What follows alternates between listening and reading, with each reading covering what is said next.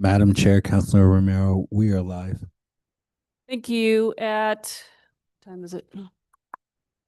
5:03. At 5:03, I'm calling to order the Finance Committee for today, October 6th. And if we could get a roll call, please. Thank you, Madam Chair. Councillor Cassett. Here. Councillor Lindell. Councillor Faulkner. Here. Councillor Lee Garcia is He's on his way, so he's excused until he gets here. Chair Romero Worth. I am here. Madam Chair, you have a quorum. Great. I believe we do have a change to the agenda tonight. Do you want to walk us through that?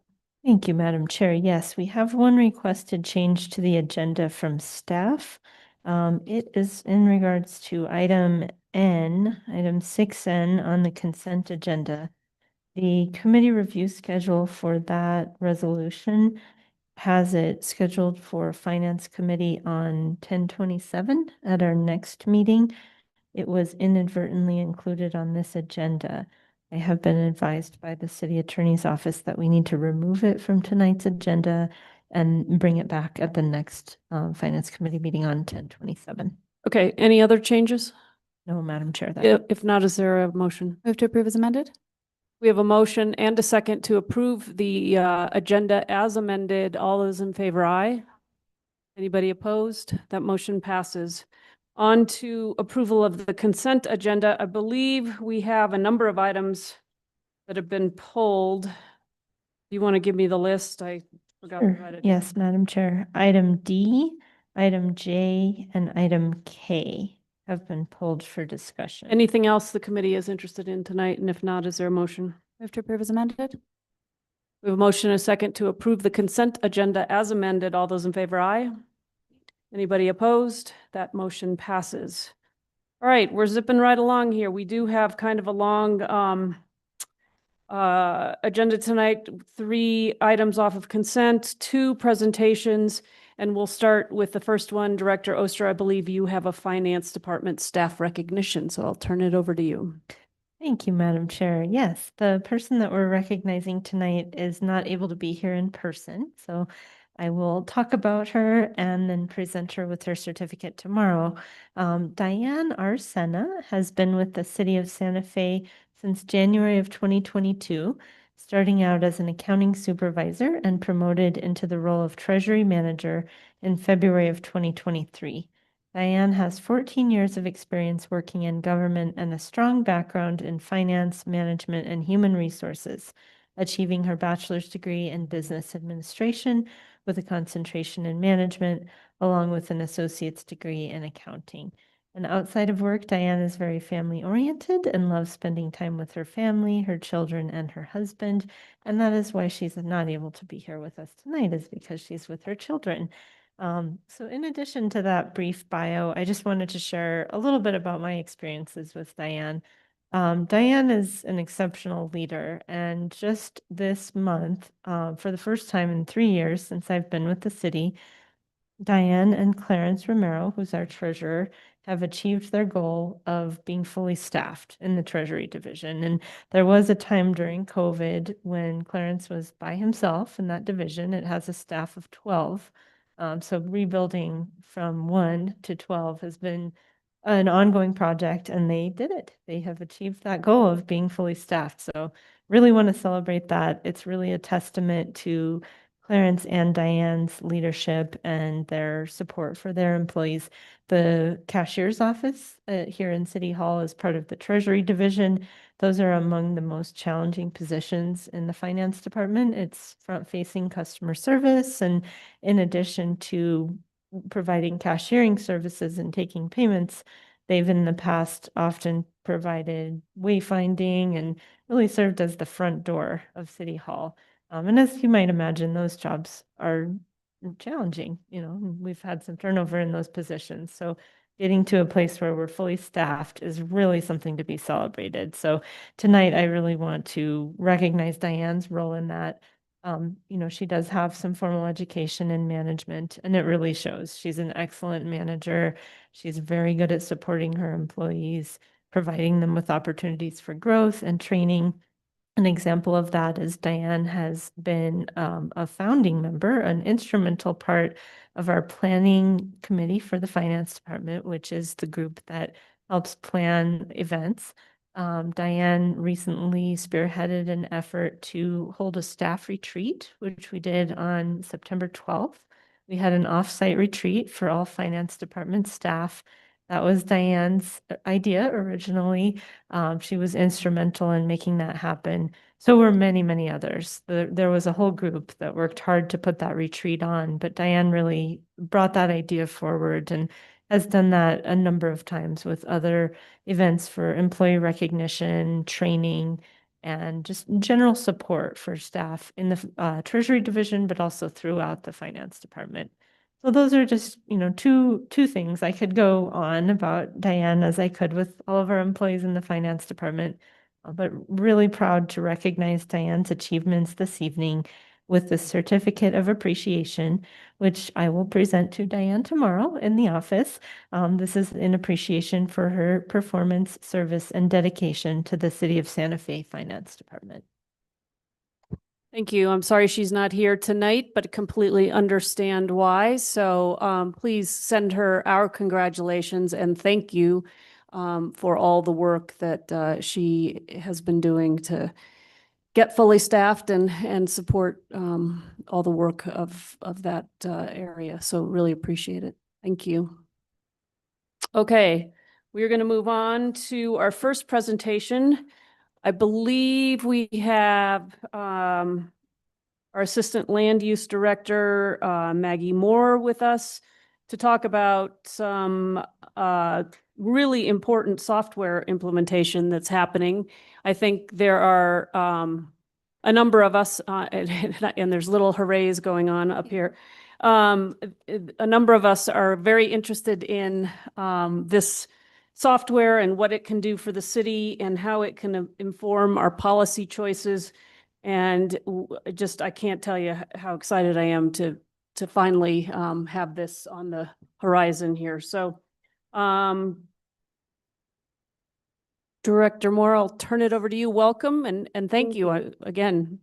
So excited about this. Tell us. Tell us. I'm happy to be here and have only good things to report, so that's lovely.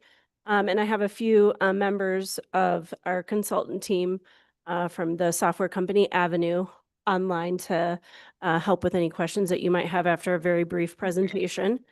And first want to just acknowledge that Avenue Insight and Analytics has merged with GovOS and ITI. And so they're under a new company called Numo.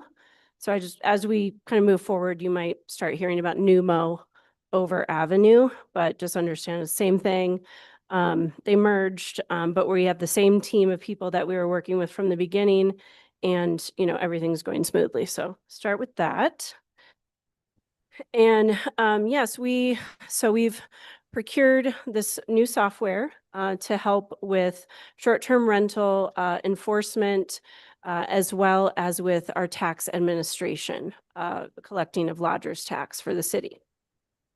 And our team from Santa Fe involves Land Use Department, Director Lamboy, myself, and Tom Graham, the other assistant director, our code enforcement team, Jason Senna, Vidal Garcia, and Carl Krings, who have been instrumental in kind of the last few months transferring our data and doing, checks and confirmation on that over to Avenue and making sure that they have, all of our records so that they can do the comprehensive kind of scrubbing of all of the, I think it'll go over 80 sites, VRBO, of course, what's the big one? Airbnb, but many, many, many more that are out there.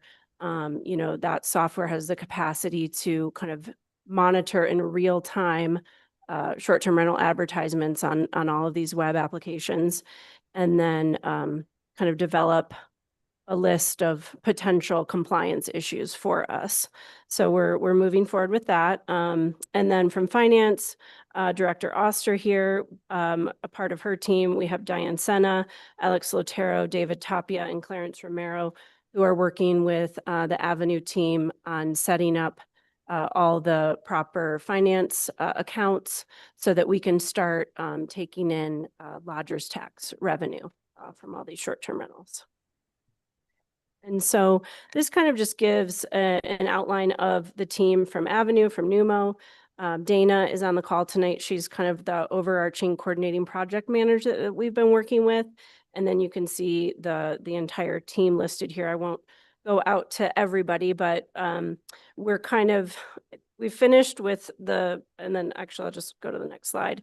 This is our Gantt chart of, I don't know if you can really see that great. Oh, there's Dana, hi. But essentially we started implementation in July, or like I said, over the last couple of months, we've been transmitting the data and doing checks on that data and kind of going back and forth and making sure, that is sound information.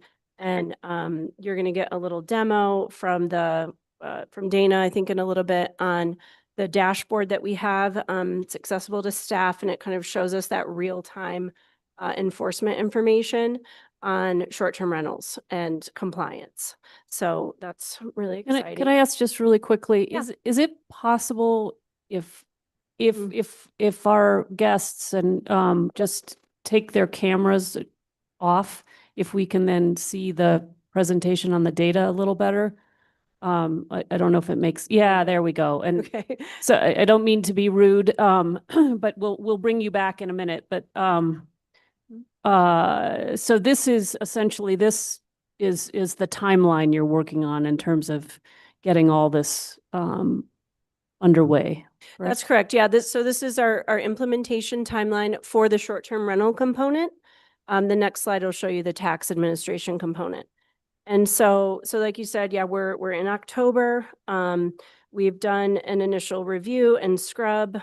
We've identified about 250 non-compliant properties, and we're going to be issuing compliance letters to those properties in the coming weeks to invite them to become compliant and get a license or a registration as required by the ordinance.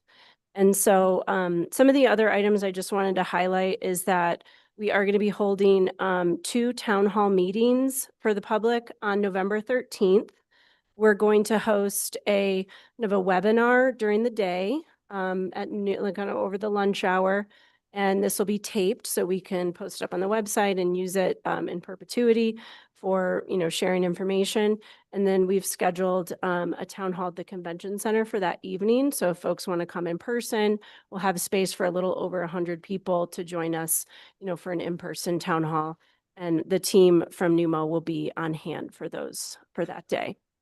So that's going to be a really important part of, sharing this new system with short-term rental operators and owners and just general other folks in the community who are concerned about short-term rentals in the community. And of course, staff is going to be doing training on running reports and, managing this information on our end as well. Okay. And then this is the tax administration implementation. And as you can see, it does go a little bit further into 2026. And they are also holding a town hall meeting, I think tentatively for January. So this is the kind of tax admin implementation. I haven't been largely a part of these meetings, but if you have any questions, I'm sure Director Oster can answer anything. So sorry to put you on. But I don't see anyone else oh, sorry. There you go. Wonderful. So we do have some staff who can answer questions about tax admin and folks from Numo as well. And then this is kind of a static shot of our dashboard. And then I believe Dana is going to give you kind of a live tour of this. But this is real data information from the dashboard. And again, this is what, staff has access to from the code enforcement side of things. So Jason Senna and Carl and myself, we have access to this information. You can see the total unidentified listings And a listing might be one property listed on multiple sites. So if a property is listed on VRBO, on Airbnb, and then like a third site, that would count as 3 listings, even though it's one property. So we're tracking, both property and listing information and collecting all of that. And, we have we have tax revenue projections. So from what we're actually collecting to potential collection, and it's in a magnitude of $1 million+ a year. So we're excited about that and want to make sure that, we're fully compliant. And I think in the upper right corner right now, our grade for compliance is a C.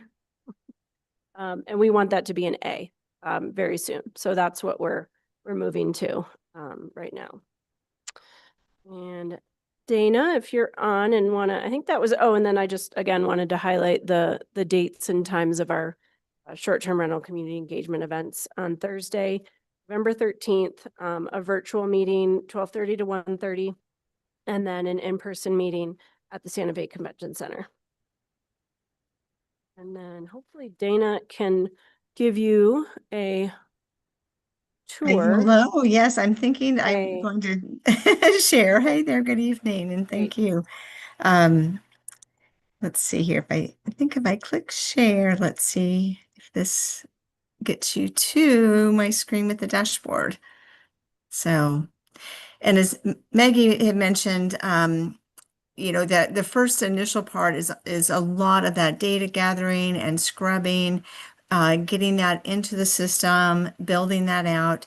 And so, the work that all happens for the STR piece now flows into our tax administration. So Obi, who unfortunately couldn't be here this evening, works very closely with Carol, who oversees the tax administration part of it. So as I think you've gone even from a C to let me see if I can get this piece out of that way a little bit. You're now Yeah. a B-, Maggie. You're getting there.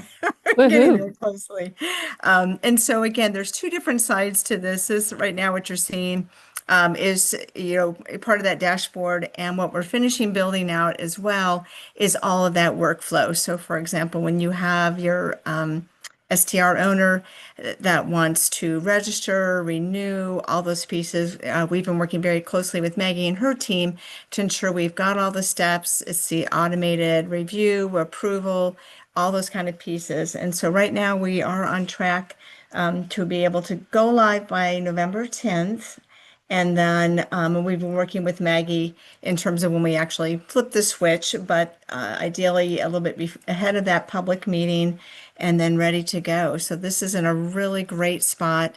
And again, it's exciting to see the amount of information that we already have scrubbed and identified. But there is about, as she said, about 250 properties that we'll be working again with Maggie on the compliance notifications and those pieces. So, and then on the tax administration side, that one we're building out, it's a little bit more complexity with some of the banking that we're working with the city and Wells Fargo on, and getting that development complete. But again, before we'll be also having an open house meeting in January as we get close to rollout for that.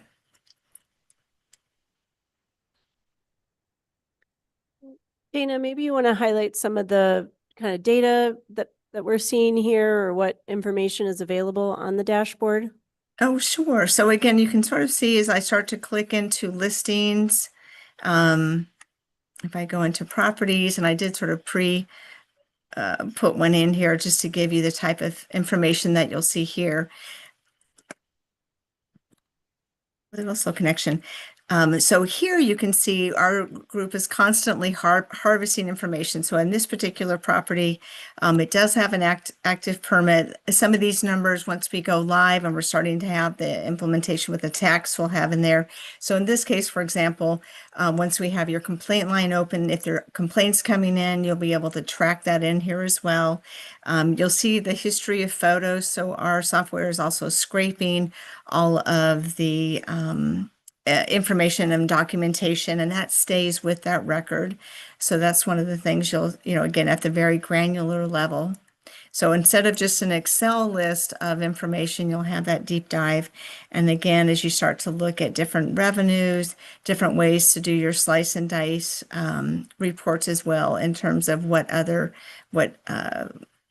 platforms it's coming in from, that type of thing. So again, a lot of flexibility for staff as they go through here to not only manage the activities, it then turns into much more of that financial reporting and just that deep dive and level of detail that you'll need for managing this.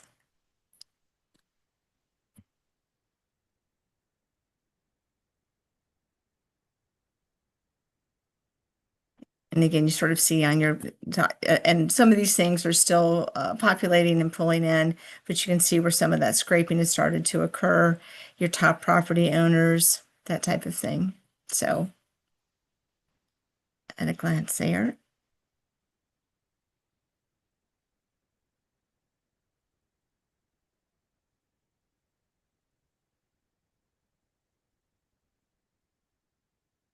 Okay, is that, That's all we have. okay. Any questions or? So yeah, there are going to be lots of questions because I have a handful. If our guests want to put their cameras back on, that's fine. It was helpful to have the presentation a little bigger. So thank you and welcome back. I have a bunch of questions. I will defer to the committee first. Councilor Faulkner. For my part, I will yield to the chair because the chair usually has really good questions. Oh, that's true. So this is the second time this presentation has been made, and Quality of Life got it last week. Is that right? So what's exciting about that is that when you do either Quality of Life and Finance or Public Works, Utilities and Finance, you get all of the counselors to see the presentation. And I had asked that this come to Finance. Councilor Lindell, Councilor Cassett and I have been had some meetings with staff to look at our short-term rental ordinance and, kind of how it's been doing and what we can do to shore it up. But one of the pieces that we really needed was the data that this software will bring us to help us understand where where the concentrations are, I guess, is one thing I'm interested in. Is that something that when it goes live, you'll be able to give us some maps and help us understand what parts of town we're seeing, more, or, where they are? Yeah, we will have a map that will be publicly accessible to everyone, and it will be all of the compliant properties. We won't have a map of, non-compliant properties, but we will be pursuing those, through our enforcement measures. But we will have a full map of all of the licensed and registered short-term rentals in the city. Okay, so we have a cap of short-term rentals outside of the BCD and outside of commercial zones of 1,000. We are not at that cap, I take it. That is correct. We're just a bit under it. That is correct, yeah. And as you said in your presentation, so if you're outside of the BCD and you're and you're in a if you're outside if you're outside of the BCD and you're outside of a commercial area, you fall under the cap and you have to get a license.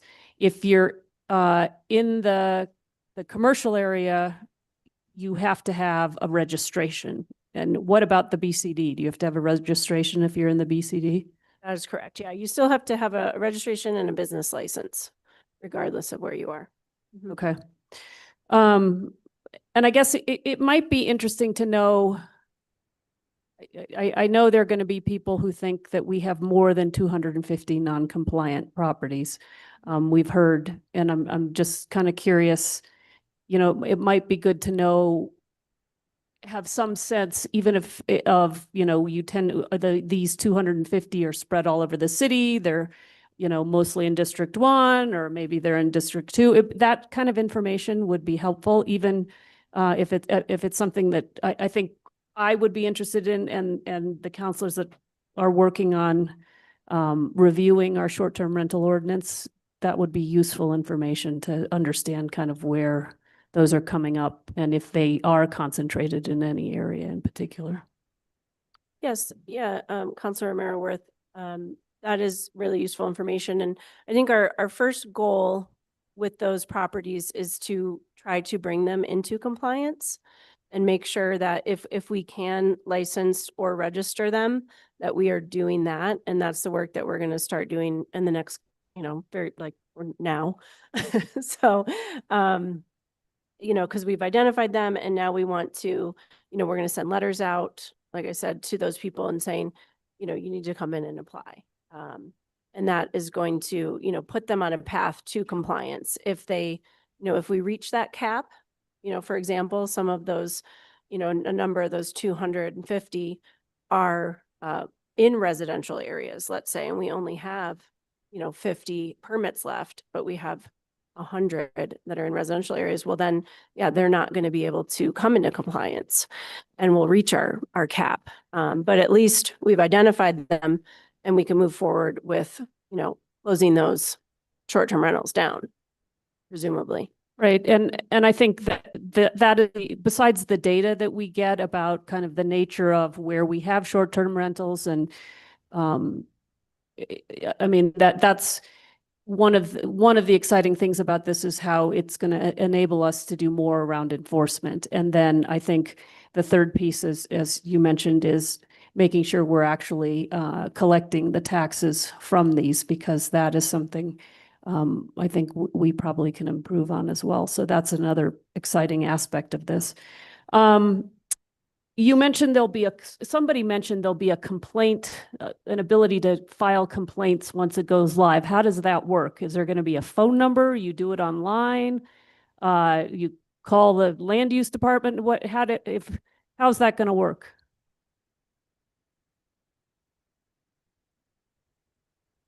Oh, that will be a hotline number. Again, I don't have OB on with me right now, but that is how I think that will be logged. I know OB is working with the staff on that. So there'll be a hotline number you'll call, and will you talk to a real person? You talk to a computer voice? Does it just record the information in the thing, or how does that work? Hey, Dana, this is Carol. I can answer that. It is a live operator they'll receive. All of the complaints or concerns will come into a ticketing system, and they'll be categorized for city staff, but they do speak to a live operator. And it's 24/7 as well. Great. That's also exciting. I'm curious if in this, as you've been building out and populating your software, if there were any provisions in our law that were hard to account for or work with.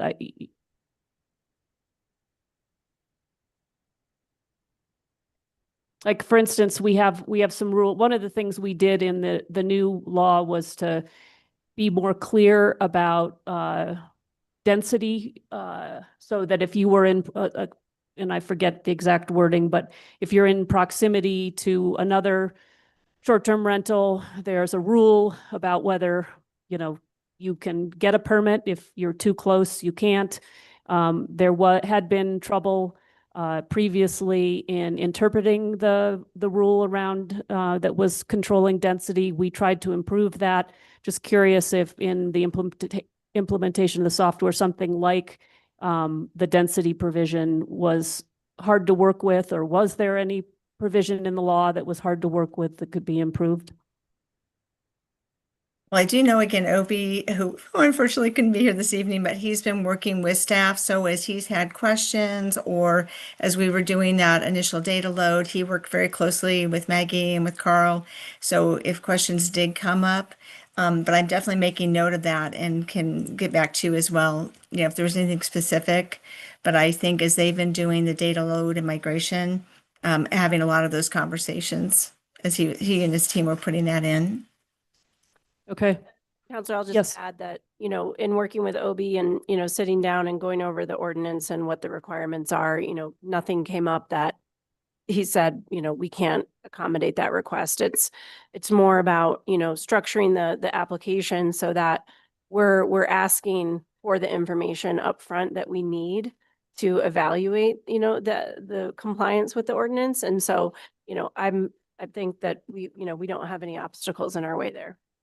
Okay, and then on the flip side, you know, if there's something that you're seeing in other cities where you're operating this software that we don't have in our ordinance that might be useful in both enforcing making sure people are compliant and also that they're paying their taxes, I'd be interested in that. Again, we're trying to review what we have and better understand the landscape and make changes to the policy. So that would be helpful as well. And then I just want to, it would also be helpful to get a list of the 80 sites that you're scrubbing, if that's possible.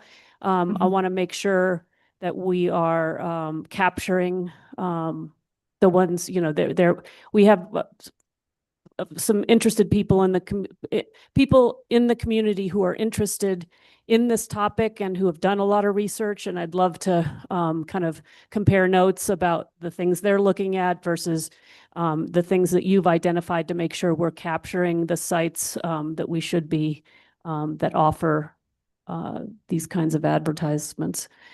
And then I will wrap up here, I promise, committee. Let's see, just really quickly again, the 2 town halls are about, the purpose of them is like who should attend, and I'm sorry, I think I missed that part of your presentation. If you could just go over that again really quickly.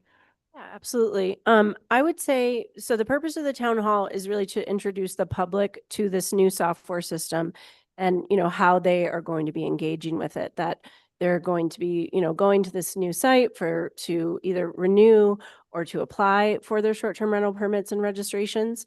And then, you know, kind of highlight some of the bells and whistles, if you will, of our new enforcement tool technology that we're going to be able to do, and, you know, how they're going to receive communication, obviously educate on the hotline and how they can call and get information, or if they have concerns. So I think it's both those owners and operators of short-term rentals or people who are interested in owning or operating a short-term rental in Santa Fe.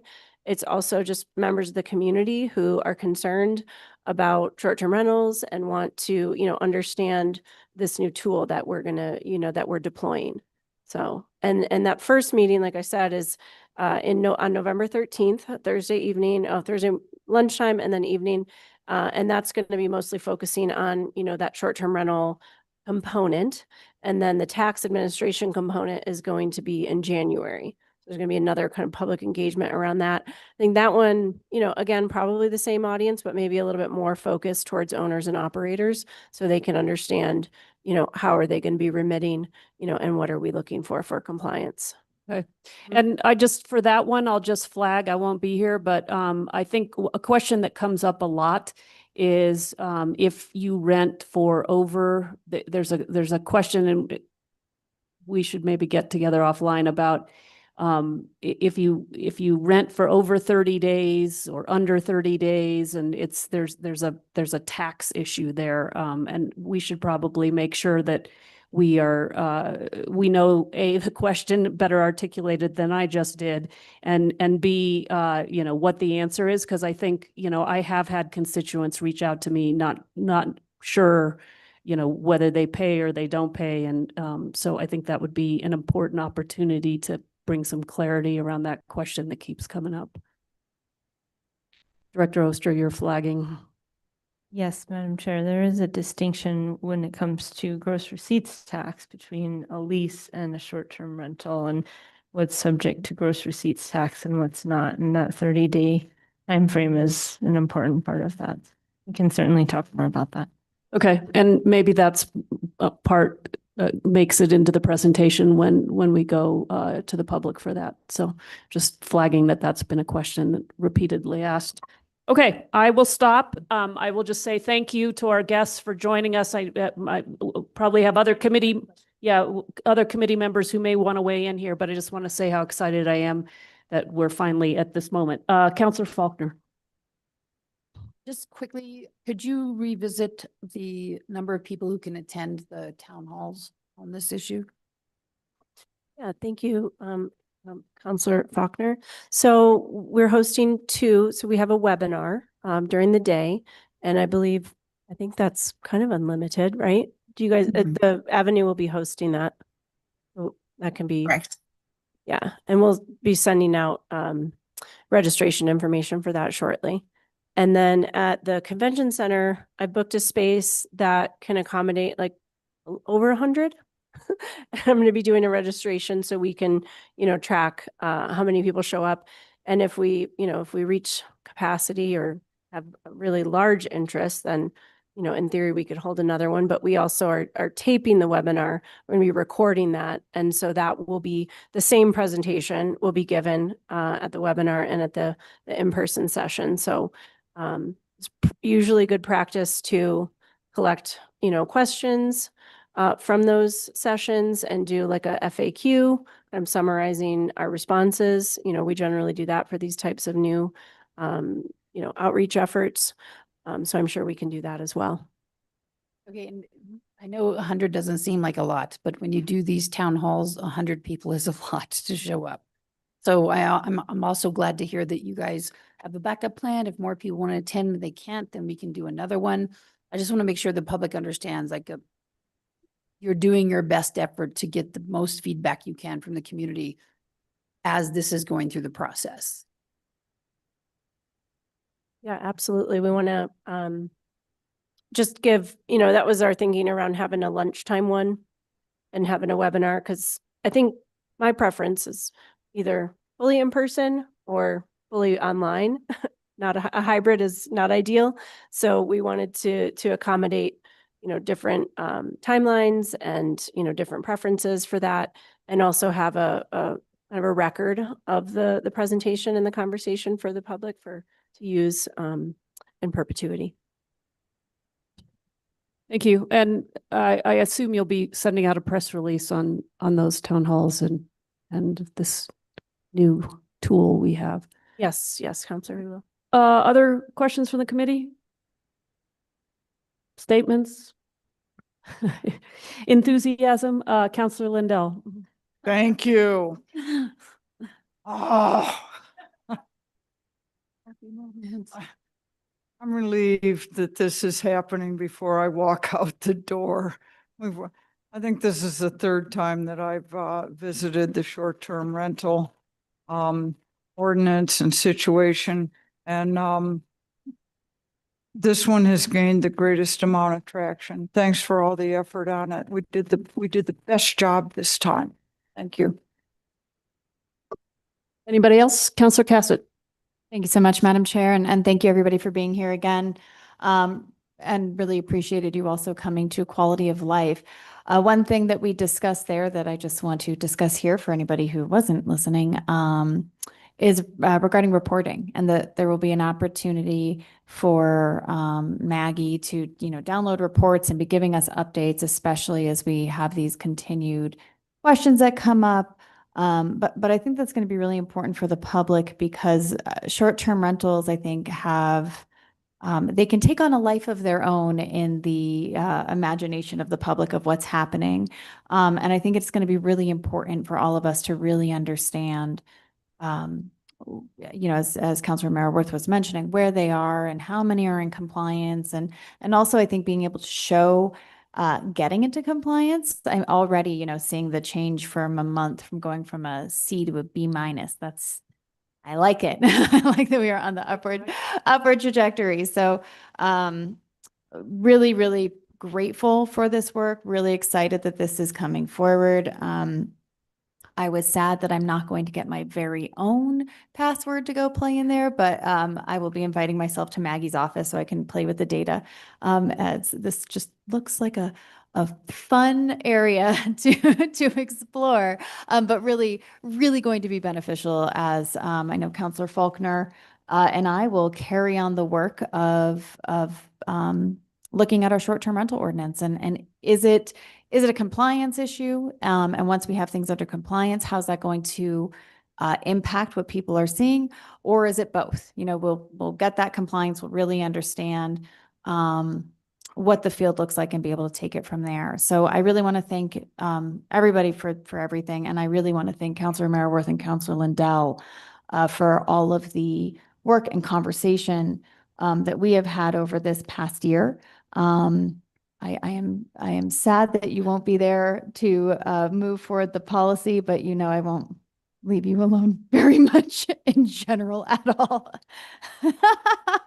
Well, I want to thank you because there was a lot of really wonderful insight from both these individuals. And I think what is being presented now captures so much of the historical knowledge that both Councilor Lindell and Romero-Worth brought to this work from having worked on this ordinance once or twice before. So thank you to you two as well. Thank you. Thank you, Councilor Cassett. Anything else? Okay. Again, thank you for being here. Really excited, and we'll move on to our next presentation. Good night. Thank you for having us. Okay, our next presentation is results of civic engagement on the living wage proposal. Elisa Montoya, our Community Development Director, is here.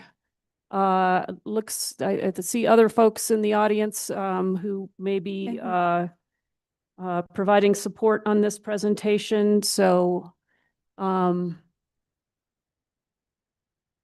will turn it over to you, Director. Thank you. And Madam Chair, Johanna Nelson, our Director of the Office of Economic Development, is in the Zoom room. Okay, and I don't think your mic is on. No? Oh, there you go. There we You're going to have to talk right into it. Otherwise, people can't hear you in the Zoom world.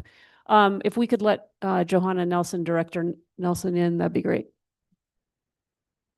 Madam Chair, she's here in the Zoom room. I just promoted her to panelist. Terrific. Can you see I have a presentation here I'm trying to share? We don't have it here on the screens in the chamber yet. If IT can provide some support.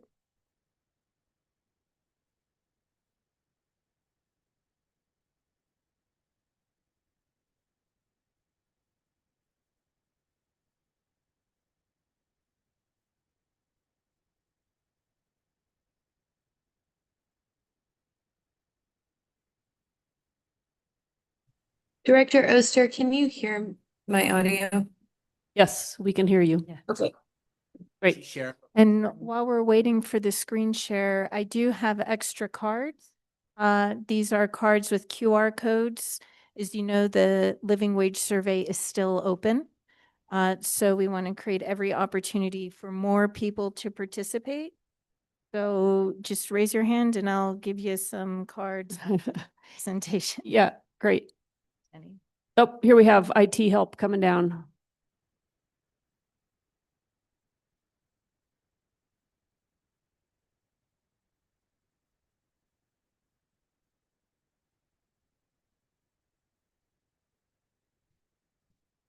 Director Nelson, when we do get the presentation up, I might have you turn your camera off just because it makes the presentation bigger in the chamber here. And then once we're through it, we can have you come back if that's okay. Does that doesn't mess up the No, presentation at all, does it? Not at all. Okay, I just think it's easier to see when we have the full screen.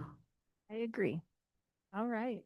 Madam Chair, Councilors, let's dive in here to an update on our civic engagement efforts on the living wage proposal. So here's just a quick agenda for the presentation. I'm just going to give you a quick update on activity around the living wage proposal.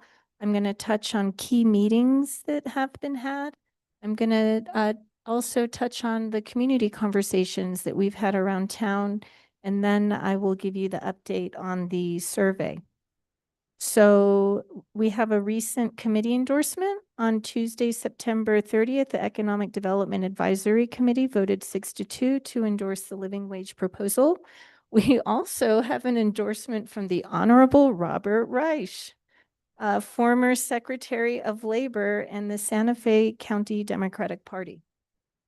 In addition, I wanted to flag for y'all that since the AFSCME agreement was finalized, as a result of it, we now only have 6 employees who work for the city who are earning less than $17.50. They're at $17.46.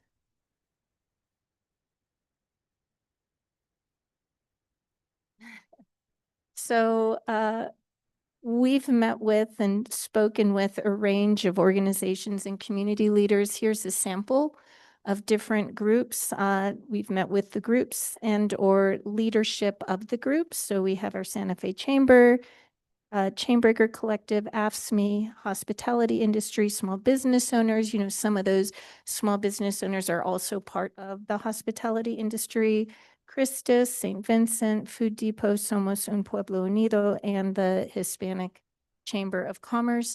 This is just a high level list. There's more, but you know, I didn't want to cram the slides. So our community conversations, we have had 3 of them, not including the public hearing here at governing body, but about over 60 participants at the Southside Library. We had a Zoom meeting. And then when we launched our Go Local, Go Different meeting, folk targeting small businesses in Santa Fe, we had about 25 participants there. We also talked about the living wage proposal. And here's some kind of key themes from these meetings that have arisen, key 3 themes. Wages versus rising costs. Participants across all sections emphasize that they feel $15 an hour is not enough to cover housing, utilities, food, and fuel. Here, and then here's some a quote under each summary. It's not enough for rent, food, gas, and everything else. There's broad support for the increase is something we've learned. Many residents welcome the proposed increase, citing that it's a realistic step toward relieving financial strain, especially for families. $17.50 won't make me rich, it'll let me live. And we have received concerns from small business owners about the adjustments, and even individuals who aren't small business owners have expressed, you know, concern that they're worried the increase could lead to reduced work hours, higher cost of products, and increased layoffs during tourism's low season. So here's a quote: "I'm concerned that businesses say they can't afford it and will lay people off." So let's jump into the survey results. So remember, this survey is still in progress, and we have over 600 responses to date, but we're, you know, continue to push this out. So before we dive into the details, let's just set it up a little, give you a little data about who this was distributed to. We have English and Spanish versions of the survey. The Office of Economic Development sent over 10,000. They have a list of 10,000. They sent this e-blast to their subscribers twice. They also sent information about participating in the survey in their various newsletters. I know the City of Santa Fe has also included it in their newsletters, and we have had community partners offer to share the information about participating in the survey with their membership. So are these respondents city residents? This is interesting. About 77% of respondents currently live within the city of Santa Fe. 23% live outside of the Santa Fe. Most non-residents said they previously lived in the city but moved away due to rising housing costs and limited availability. And a majority of these former residents said they would move back if housing were more affordable and accessible. So these comments reflected a deep connection to community and desire to return if cost barriers were reduced. So who are they? So you see here, of people who have responded, nearly 50% of them are employee/workers. About 21% or 139 are retired. We had about 71 business owner or manager responses. That's 11% of the respondents. And then we have some smaller percentages in other. And then we also have a pretty wide sample of zip codes. I thought this was interesting, of people living across the city. So here's a couple more questions to help us better understand the respondents. How many people live in your household? You know, nearly half of these respondents are two-person households, 25% are one-person households, and then down to 14% are three-person households, with 75 respondents, and 50 people responded who live in four-person households. What's your annual household income? So over 30% of individuals who replied make over $100,000 a year. And then you see how it cascades down into lower amounts. We asked how much of their monthly household budget goes to housing costs, and 44% of respondents say 25 to 50% of their monthly household budget goes to housing costs. And then you see the breakdown there. And then on the right, and about how much of your monthly household budget goes to childcare. So you see here, most of the respondents do not have children. That's something, you know, as we look at these, while we think about wanting to get a wider swath of respondents to get more people represented. So, but still, 29 of the respondents, that's 6% of all respondents, pay more than $1,000 a month on childcare, which is a lot of money. So some key takeaways from the survey before I dive into more of the questions. We found a strong community support in the response. Nearly 3/4 of respondents support raising the living wage. Most believe the $15 an hour rate does not meet Santa Fe's current cost of living. There are real affordability pressures in our city. Housing remains the top financial strain. If we look at workforce and resident connection, 77% of the respondents live in Santa Fe. Many who don't said they would move back to housing if housing was more affordable. The balanced business perspectives, we found that business owners / managers are actually evenly split. Roughly a third foresee challenges, a third expect positive impacts, and a third anticipate little change. This is when we ask them their thoughts on the impact, what the impact would be of raising the living wage.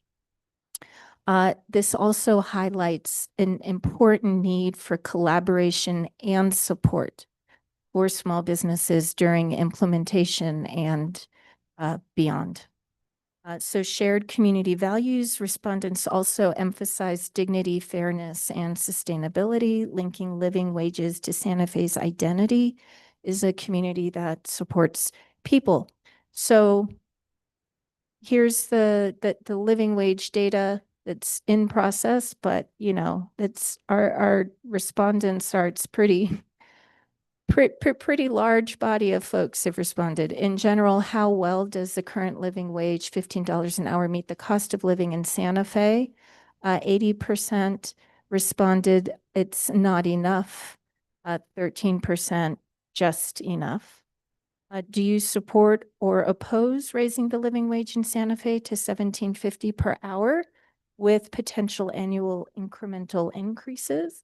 We got 63% strongly support and 7% somewhat support, and then 18% strongly oppose, and then 6% somewhat opposed. So, you know, and then there is a small group of folks who responded who could see the pros and the cons to doing something like that. So we asked folks, what ideas would you recommend as additional ways to increase affordable and workforce housing in Santa Fe? And here are the ideas that folks gave us.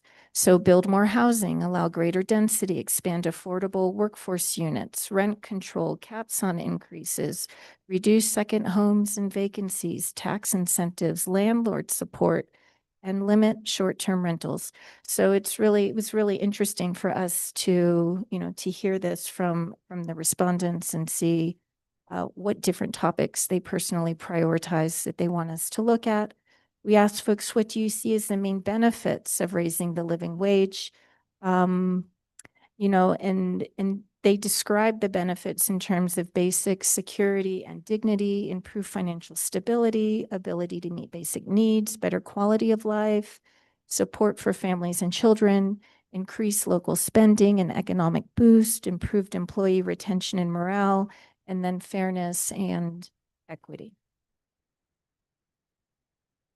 We also asked them, what do they see as the main challenges or risks in raising the living wage? And these are the common themes that resonated in their response: higher business costs, layoffs or reduced hours for hourly employees. Many cited the potential strain on small businesses, fear of job cuts, and concerns about higher operating costs being passed on to consumers, inflation and higher prices. Some were worried that raising the wages would increase the overall cost of living, negating any benefits for workers. Resistance from employers. There was ideas expressed of concern about this leads into enforcement and compliance, concern about how this would be implemented and monitored. And then a notable minority saw no downside, saying higher wages were overdue and necessary. So then to wrap this up, the last data point I want to cover with y'all, we asked folks, what is the biggest obstacle you face living and working in Santa Fe? And, they overwhelmingly cited the cost of housing as their biggest barrier, followed by wages, transportation, and childcare challenges. So here is a sample of comments from them: housing costs and affordability. Many said high rents and home prices make it difficult to work and live where they work or stay in Santa Fe. Transportation came up. Respondents cited limited public transportation options and long commutes, high vehicle costs, wage and pay levels.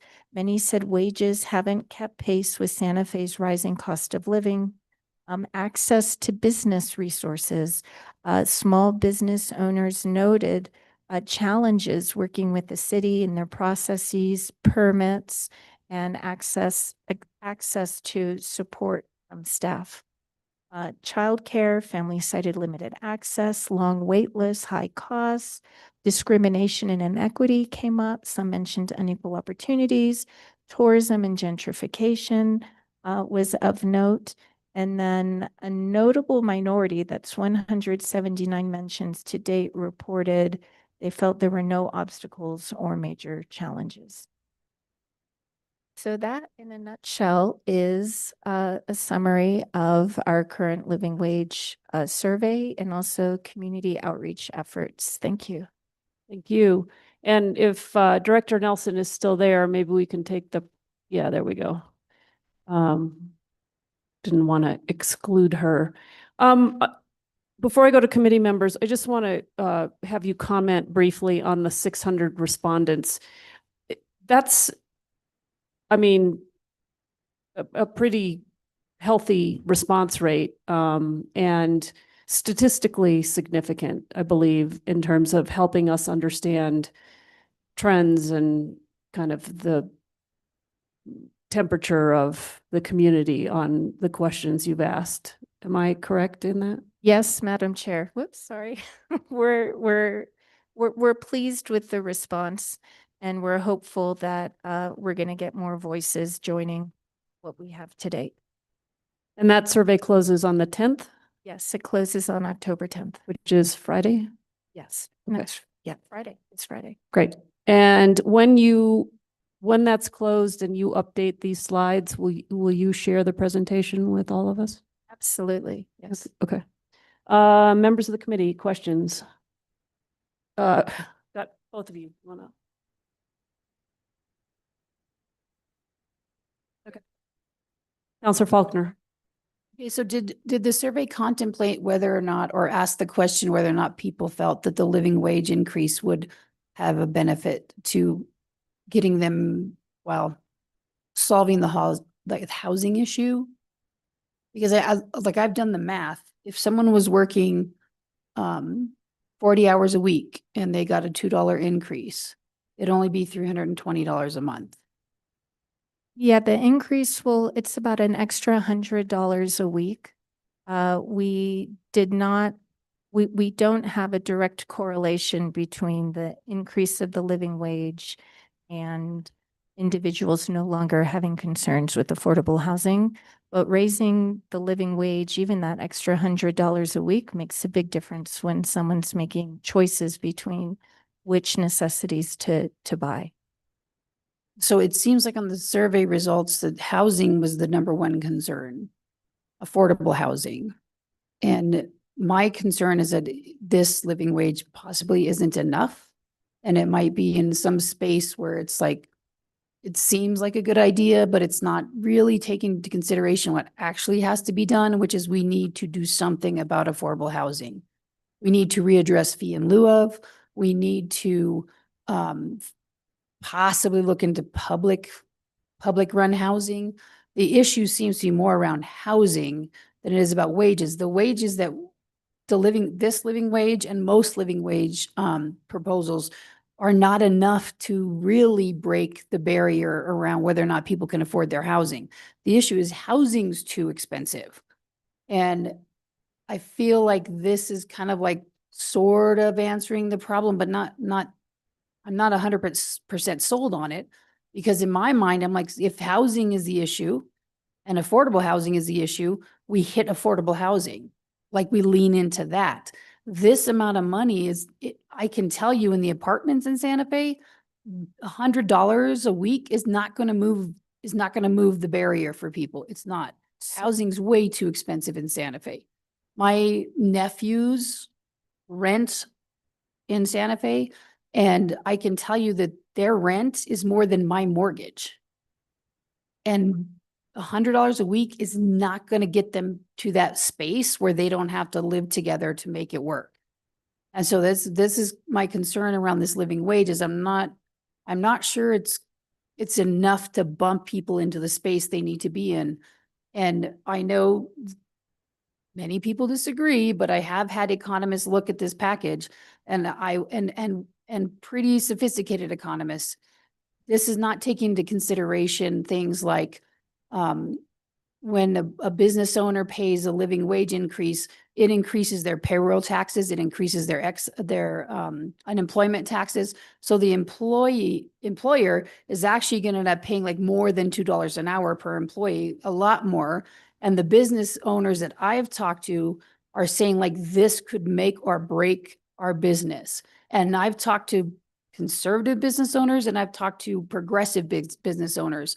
And this amount is problematic in that it's not just $2. It's being sold like it's just $2 per hour per person. In some companies that have 25 employees, that could be up to like $30,000 to $60,000 a year, depending on what their what their payroll taxes and their unemployment taxes increase. So it's a little more complicated than just $2 more an hour, especially when $2 more an hour is not likely to get our community into that space where they can afford housing. It just isn't. Madam Chair, Councilor Faulkner, thank you. You've made some really, really good points. This is not, raising the living wage is not going to solve all of the challenges that we currently face in Santa Fe, and enabling our community to live here, work here in a livable community. This is one of the tools that we are using. And if I can touch a little bit on housing. I'm going to share my screen. So I just plugged in the cord to share the HDMI cord to share my screen. IT, you could help. So as that is coming up, I can flag for you that we have had a significant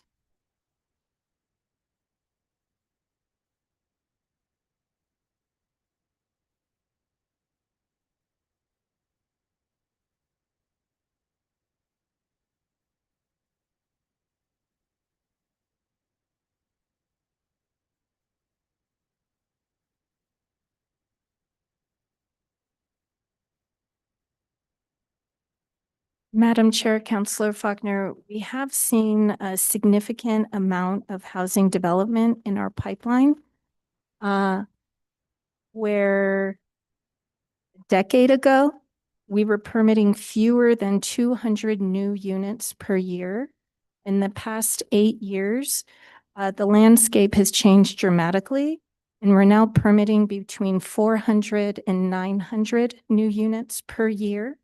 So in this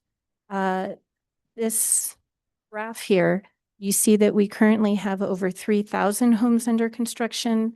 Over 4,000 homes are in the pipeline. You see the orange with white dots. These swaths represent affordable homes. So in total, we have over 1,360 affordable homes either approved or under construction. So, you know, in total with over 4,000 homes approved. And then you see here under review, we have about 413. So we are also doing our best to address the livability issue through affordable homes. So I certainly agree with you. We need to do more. Some of our affordable housing programs are 20 years old. So there's opportunity for us to, you know, all work together and make this better. Just a quick. So if these numbers were only in the context of the city of Santa Fe, that would bring me some peace of mind. What I do know is true is that Los Alamos is hiring another 1,000 people, and they cannot live in Los Alamos. They will be moving to Santa Fe. Their almost entire complexes, apartment complexes, like South Meadows apartment complex, is full of people from Los Alamos who are working in Los Alamos and can't live there because there's no housing in Los Alamos at all. So this number doesn't bring me any peace of mind in that we're not dealing with affordable housing in the context of we're in a vacuum of only worrying about the city of Santa Fe. Rio Rancho's taking Santa Fe people. Affordable housing has become a regional issue. And so we can't rely on this number to make us feel good that the living wage in conjunction with this number is going to get us past the limit, because we're not going to be just dealing with Santa Fe residents. We're going to be dealing with Los Alamos Los Alamos workers. And so these are parts of this formula that make me uncomfortable, in that we're relying on information that is out of the context of the reality of what's happening in the region and in the entire United States. This again doesn't bring me peace of mind, because I know at least 1,000 of these houses are likely going to be taken up by Los Alamos employees. And so there's some things being taken for granted in the strategy around this living wage, like that the excise tax is going to go through. It is likely not going to go through.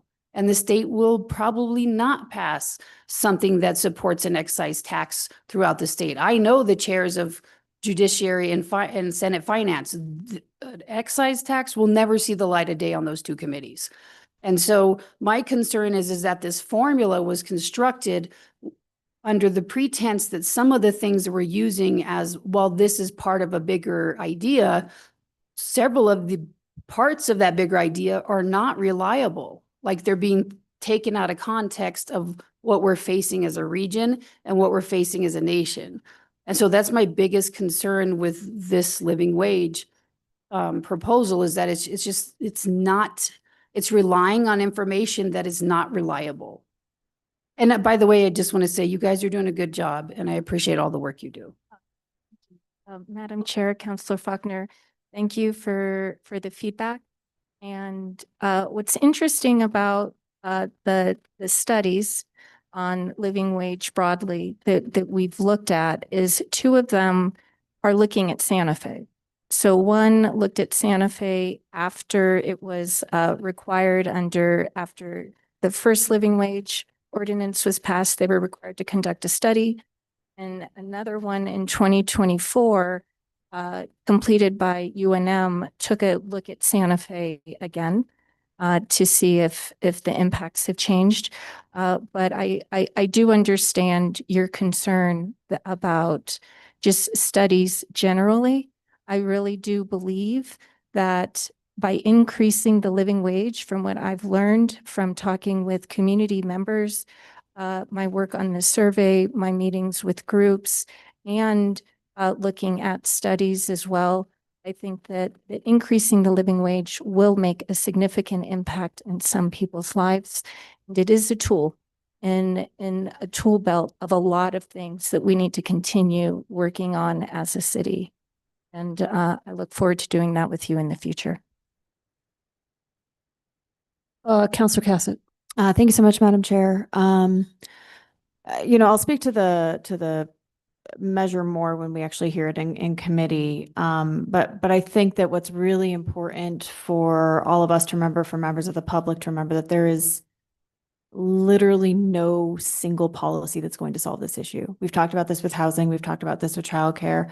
I would not say that those numbers or kind of the thoughts around housing from where I'm sitting are out of context. I'm very aware of what is happening in the region. We've been dealing with it for a while, very aware that this is a national issue.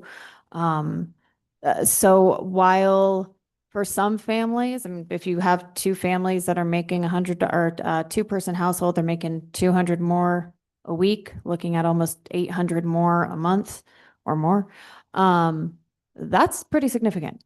And for some people, that's not going to make or break the rent. But what I do think is important is that we start to look at what this package needs to look like, and not start to look at like, let's be honest, every single one of these things we have discussed. What's helpful here is this, continues to provide us a roadmap with, here are the issues that make it really challenging to afford to live in Santa Fe. We've been talking about childcare for, I've been talking about childcare for 6 years since I've been on this council. We've been talking about housing constantly. And we do have a variety of housing policies that we need to take into consideration, and that we need to continue to formulate and continue to shift and grow. I would say that we don't know whether or not the excise tax will come into being. That is still a question mark. So I think that there are also some assumptions about why this doesn't work that are also, not accurate if you take this assumption that this, is the silver bullet. Nothing is a silver bullet. We will continue to have to look at every single one of these issues that have come up. And again, none of these are shocking. None of these, I'm sitting there being like, oh my gosh, I had no idea that transportation was an issue. We know that transportation is an issue. Childcare, what's encouraging there is that there are some big strides being made at the state to make childcare vastly more affordable. I can tell you that when I had one kid in childcare, prior to the governor making it free for many, many families, I was paying $1,600 a month for my son, and I have one. That is a huge chunk of change out of individuals and families' pockets. I mean, it is extraordinary. And yes, housing is still going to be the biggest issue, the biggest concern. We need to continue to move forward with every single thing that we can throw at housing. And one of the big problems with housing is that we can't control all of it. A lot of it's market driven. A lot of it, we have private property rights. We have a variety of things that we can't control. And that doesn't mean that we don't look at every single housing lever that we have and pull it as hard as we possibly can. So what I'm really appreciating that's beyond just the conversation of the policy, which again, we'll get to do a really great deep dive into as the actual ordinance is coming through committees. It reminds us that one, again, I like the fact that nothing is a surprise. So, I mean, it does show us that we know what we need to be working on. Where are some of those trajectories? What do these packages start to look like? None of these pieces can ever be looked at from just that one component, because no single component is going to fix this issue. Just, it's not. That's not happening. And I hate to say it, we as a city can't fix this on our own.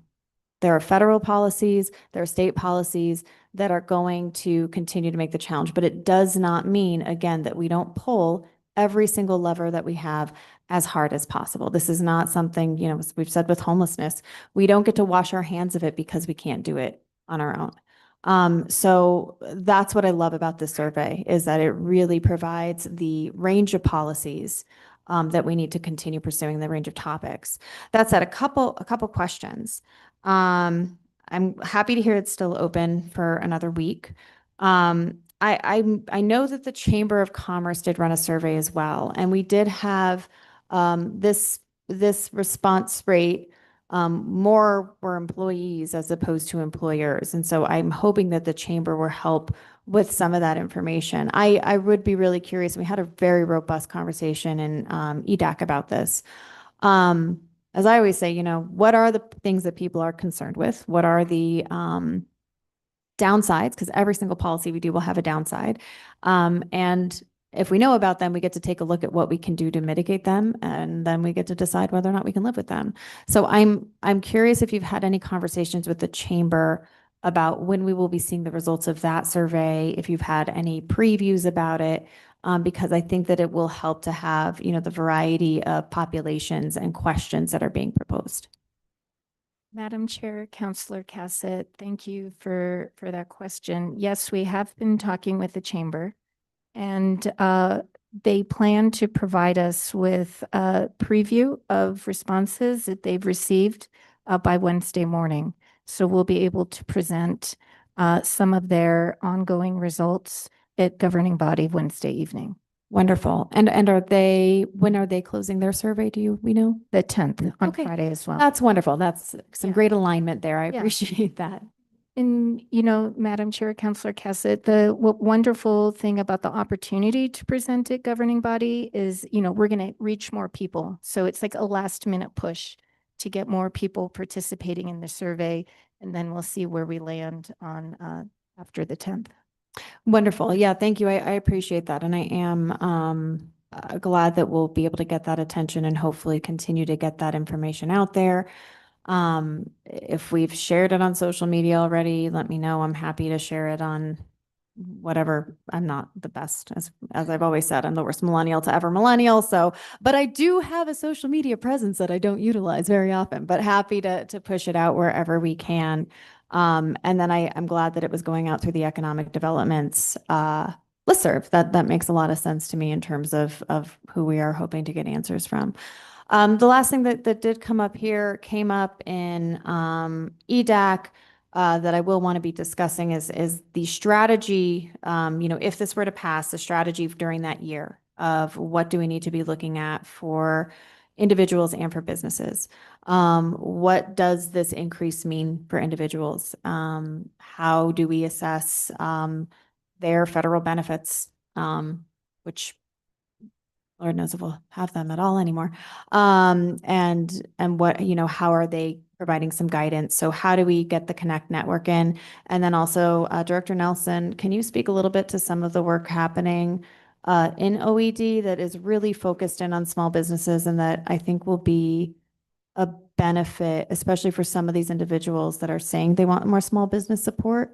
That's something you and your team have been pursuing very aggressively even before this was a conversation. So can you just elaborate on that briefly?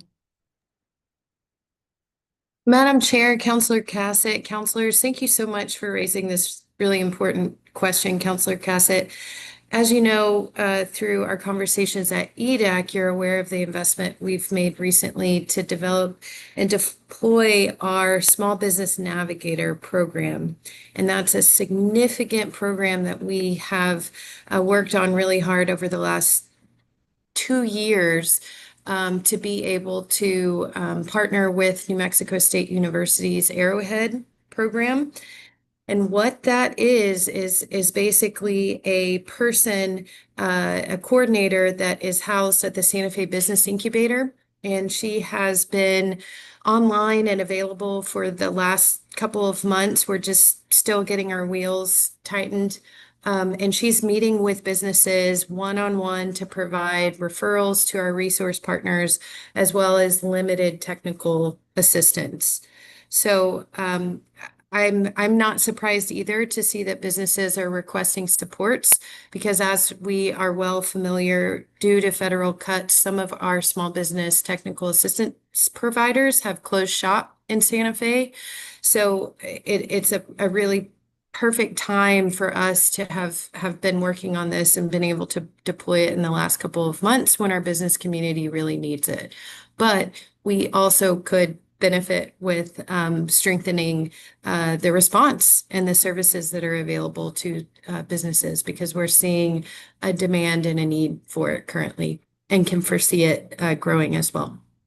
Yeah, wonderful. Thank you, Director Nelson. And I think that will also be an important piece of information, again, you know, if this were to pass both in that interim year, but also afterwards, if this goes into effect, that is a really wonderful opportunity for us to have, you know, some canary in the coal mines. If we are looking and seeing some small businesses that are really struggling, that gives us an opportunity to take a look at what other supports and policies we need to pursue. So happy that we'll have that, and really want to make sure that the integration between this policy and this program is secure and strong and understood, so that we can, you know, do our best to support everybody. Thank you all so much. Really, really appreciate it. Counselor Lee Garcia. Thank you, Madam Chair. You have to excuse me, I'm getting a little bit of a cold here. Thank you for the presentation. Obviously, all the information that we receive is very valuable in us, you know, weighing out a decision. And obviously, whether we agree with this is going to work or not going to work, what economist says it's going to be fine, and others. So all of that information is very important. I want to focus a little bit on the survey, because I think that is what the data that we're deciphering here. When we're asking a general question, how well does the current living wage of $15 meet the cost of living of Santa Fe? And anybody in the right mind is going to say it's not enough. Everybody that you ask. And so it's very leading in that way. And so it's kind of like in the way that, let me frame this in another way. If you lived in a specific area and there were 5 McDonald's, how likely would you eat at McDonald's? Most people would probably say more than likely, because that's all there is that's available. And you frame it in a way of giving them 5 different choices, they may choose a different, to choose to answer in a different way. And the only reason I go there is, you know, I do want to take the data for truth and for what it is, but I also want to believe in the fact that people, you know, we're given the chance to say, and there are some questions in here. Do you support or oppose raising the living wage in Santa Fe to $17.50 per hour with potential annual incremental increases? So if somebody answered on the first question, not enough, more than likely, they're going to answer strongly support or somewhat support. Because we do see what the cost of living is. And so I'm just intrigued to see how many, you know, more people respond to this.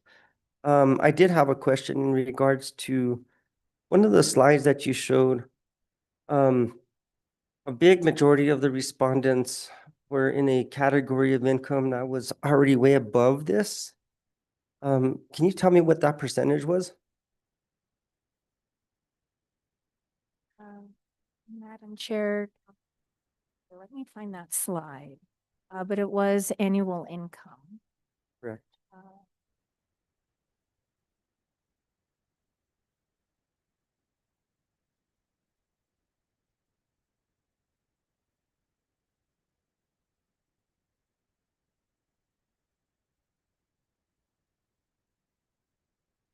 Did not. Yes.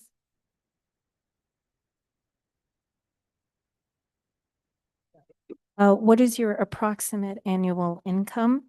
And we had 32% of respondents replied $100,000 or more. 17% or 91 people replied prefer not to say. 16% or 89 people replied 50 to 74,999. So 50,000 to about 75,000. About 16%, 75,000 to 99,000. 13%, 25,000 to 49,999. That's 72 people. And 33 respondents responded under $25,000. That's 6%. And Counselor, once the survey is closed, we can share the raw data with all of you. And I think from there, you could, kind of dissect it deeper in any way you want to. Thank you. And again, I think that's just important to kind of keep a note of. Again, we don't really know exactly who in each of these categories is responding because it's pretty anonymous. And so it is helpful to have people identify what their income levels were.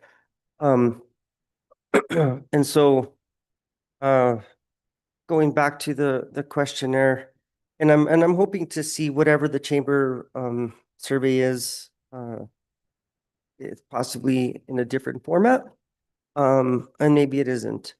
And so again, focusing on information, focusing on which demographic of people are being, and I know I have a small business and I got the emails all times already. And so the offices are doing their job. Joanna, Director Nelson, thank you. And you guys are working.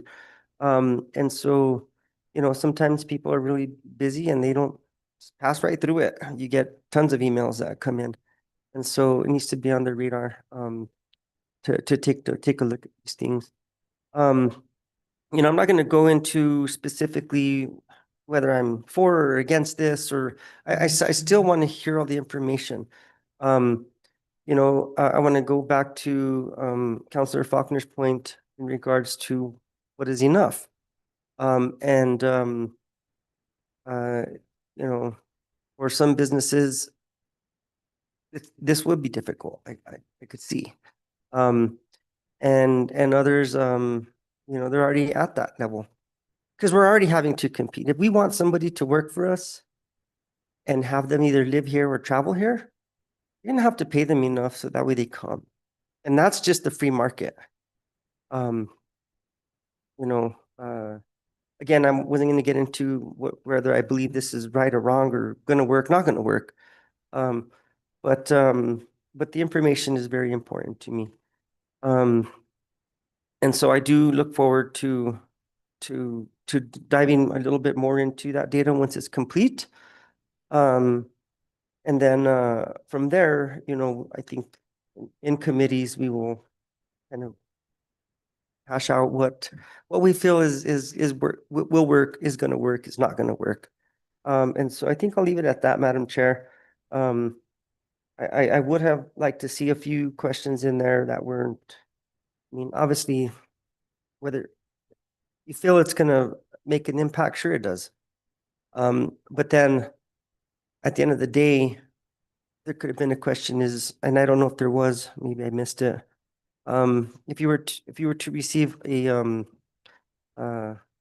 raise to $17.50 an hour, once inflation hits, is it actually going to be a raise? You might say no, because that's a real reality of what kind of does happen, and we can't control that. Prices, businesses will charge what they need to charge to make their overhead, and if they don't, they stop doing business or they go elsewhere. And so you got to figure that out. And again, the free market kind of depicts that. Competitor down the street is charging so much, you can charge that. You can charge a little higher if your service is exceptional. There's so many other variables to it all. And I think that having this information, and especially from the small business community, I think that's really important to hear. Because each small business has different tax structures and how it affects people. 17.50 an hour raises your overall overhead. Sure, it's an extra expense, so you get, depending on what tax bracket you fall into, you may receive a higher cost. You show a less income, if you get a better tax benefit. But payroll taxes, so on and so forth. 17.50 at the end of the day, once you remove all other taxes out of there, is it really 17.50? It's probably $15 take home, and maybe even less than that. I'll leave it at that, Madam Chair. Thank you for the time. Yield the floor. Thank you, Counselor. Hope you feel better. Counselor Lindell. Chair, just a couple thoughts on this. Counselor Faulkner, you said that if you have information that contradicts information that we have from an economist, I would love for you to share that with us. That makes sense to me. I do think that if you have multiple workers in a household and, you get $400 extra per month with 3 or 4 people in a household, I think it does make a difference. I think it makes a real difference. Whether if it makes a difference in housing, I don't know. I think it makes a difference in what you might eat. And that's important. We put that in the necessity category. And I think that an increased wage supports small business. I also don't think that there's probably very many businesses that, I think Councilor Garcia made the point that, if you're going to hire somebody that's worth hiring, it's a competitive marketplace. And if everybody else is paying $17.50 or already paying that, and you're only paying $15, probably in the big scheme of business, you're not getting a very good deal for yourself. Because turnover and training and all of those kinds of things are very, very expensive. Having owned a small business for a number of years, one of the most aggravating things for me was having to train people. Super time consuming. Once you get somebody trained, if someone else came along and hired them for $1 more per hour, it's very, very frustrating. And I did not let that happen. We don't really have any way of knowing, do we, what small businesses are currently paying? I mean, do we think that people are already paying over $15 an hour? Certainly, people that I talk to that, for example, downtown hotels paying housekeeping workers $25 an hour. Okay. It's a lot more than $17.50. It's a lot more than $15. So I mean, my hunch is that we're already there. I don't know that. I think the data is going to show us that, but I think we're already there, or we're pretty darn close. How many city workers did you say were under, did you say 4? Madam Chair, Councilor Lindell, 6. Oh, so I have to use both hands. Yes. Okay. Got it. Hopefully not for long. I don't have anything else really to add to this other than if someone has data that is in disagreement with data that we've already been given, we need to take a look at it. So Thank you, Chair. Thank you, Counselor. I think that's a great point. I just have a couple things. We've gone on for quite a while here. I think this has been an important beginning conversation with using the data, and I'm curious. Some of these arguments on both sides, are pretty well worn. We heard them when we passed the living wage. Originally, they're the same arguments that come up at the legislature every time they take up a statewide. I'm sure, other communities are hearing this. You had a slide about challenges and risks, and a lot of the things on there were arguments we've heard before.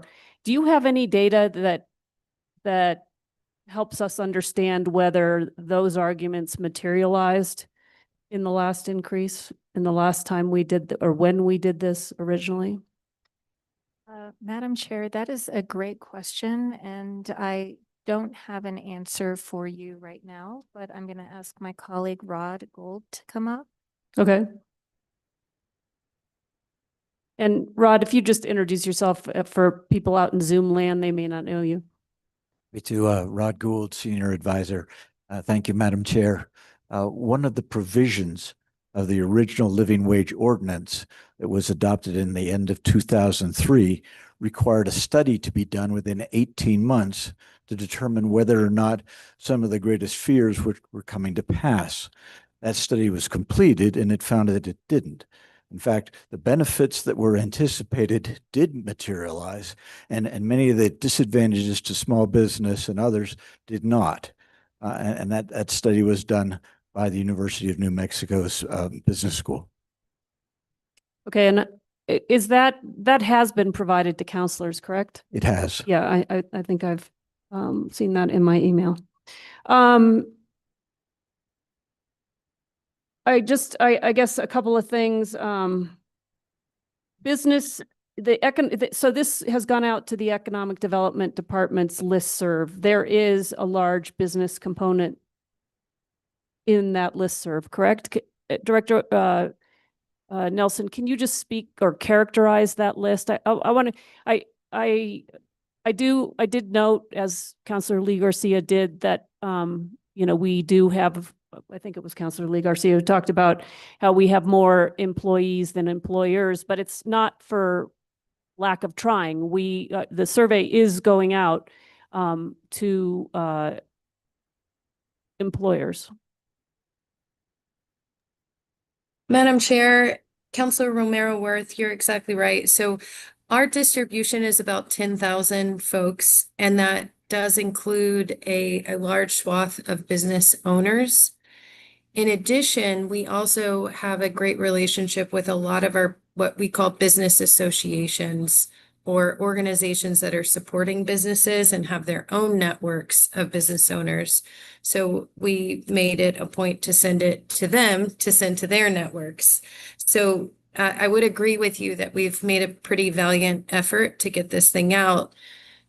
To Councilor Garcia's point, business owners are busy. And it's just the underscore around continuing to send this out to our respective networks so we can get a good response. Okay, thank you. That's helpful. I just want to touch briefly on, this argument that this isn't going to solve our affordable housing problem, and we know it's deep in the community. I would agree, there's no silver bullets. We have to fight this on multiple fronts, and we are.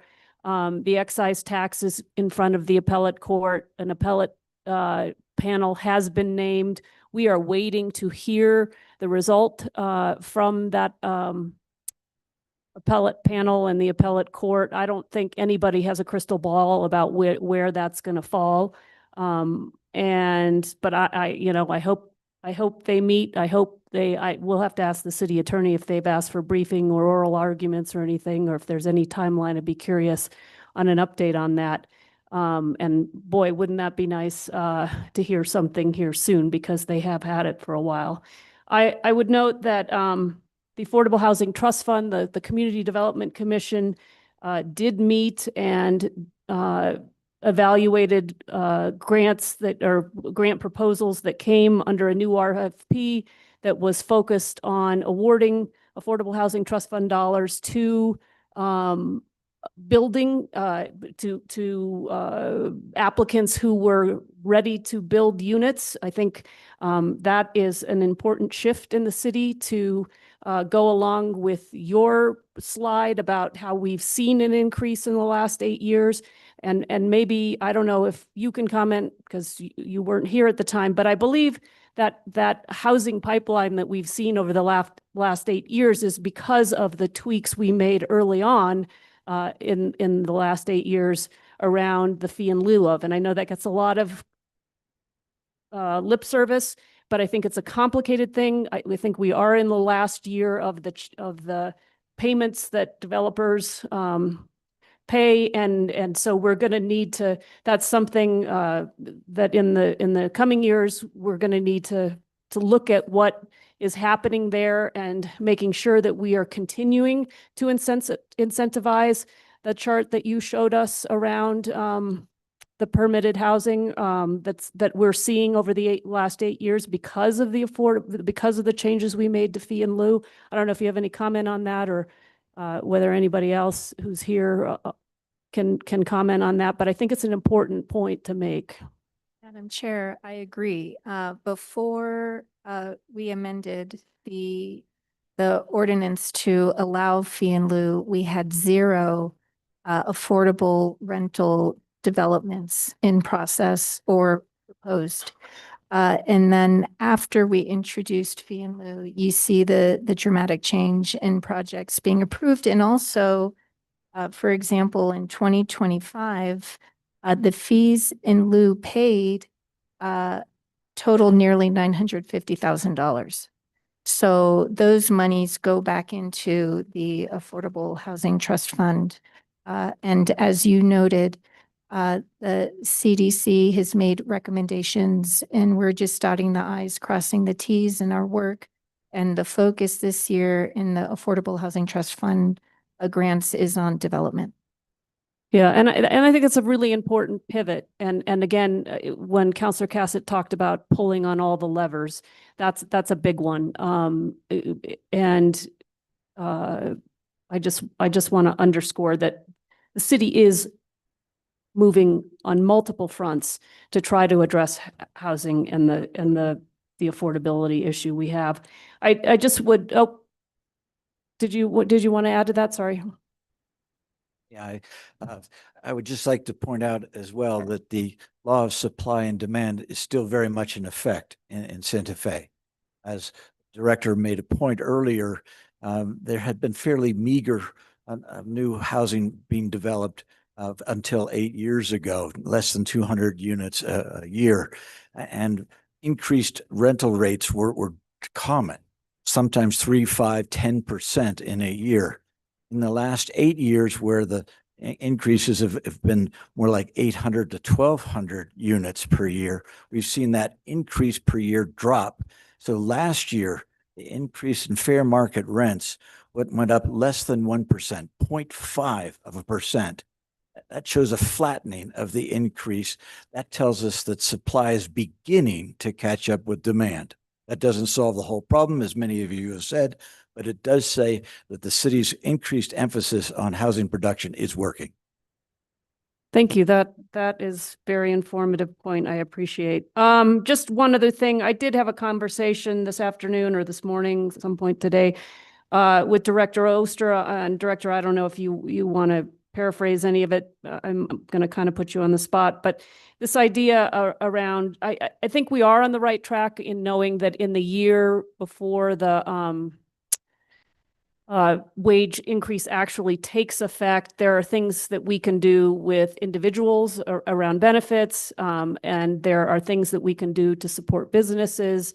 And I think, tying them in particular, both to other kinds of resources that can help them will be important. And I think sometimes this work, and I think Director Oster, you were telling me that in your career, you have seen the value of working with people one-on-one. And it may not be a policy per se that is important here, but really more working with individuals or individual businesses to address particular problems. And I just want to give you the opportunity to comment on that piece of the conversation that we had earlier. Sure, Madam Chair. Thank you for the opportunity. Essentially what I said was that throughout my career, mainly in the state government world, I have had employees from time to time approach me to request that they would like to decline an across the board pay increase due to concerns about loss of eligibility for things like Medicaid and SNAP. So, that's a very sad situation to begin with, where we have full-time government employees making such a small wage that they're dependent on programs like Medicaid and SNAP. However, when I first started at the tax department in 2019, one of the first actions that I was asked to approve was about 20 hire packets for the temps that work seasonally to open the mail and help process tax returns. And at that time in 2019, based on a policy from the previous governor, Governor Martinez, the state was paying federal minimum wage.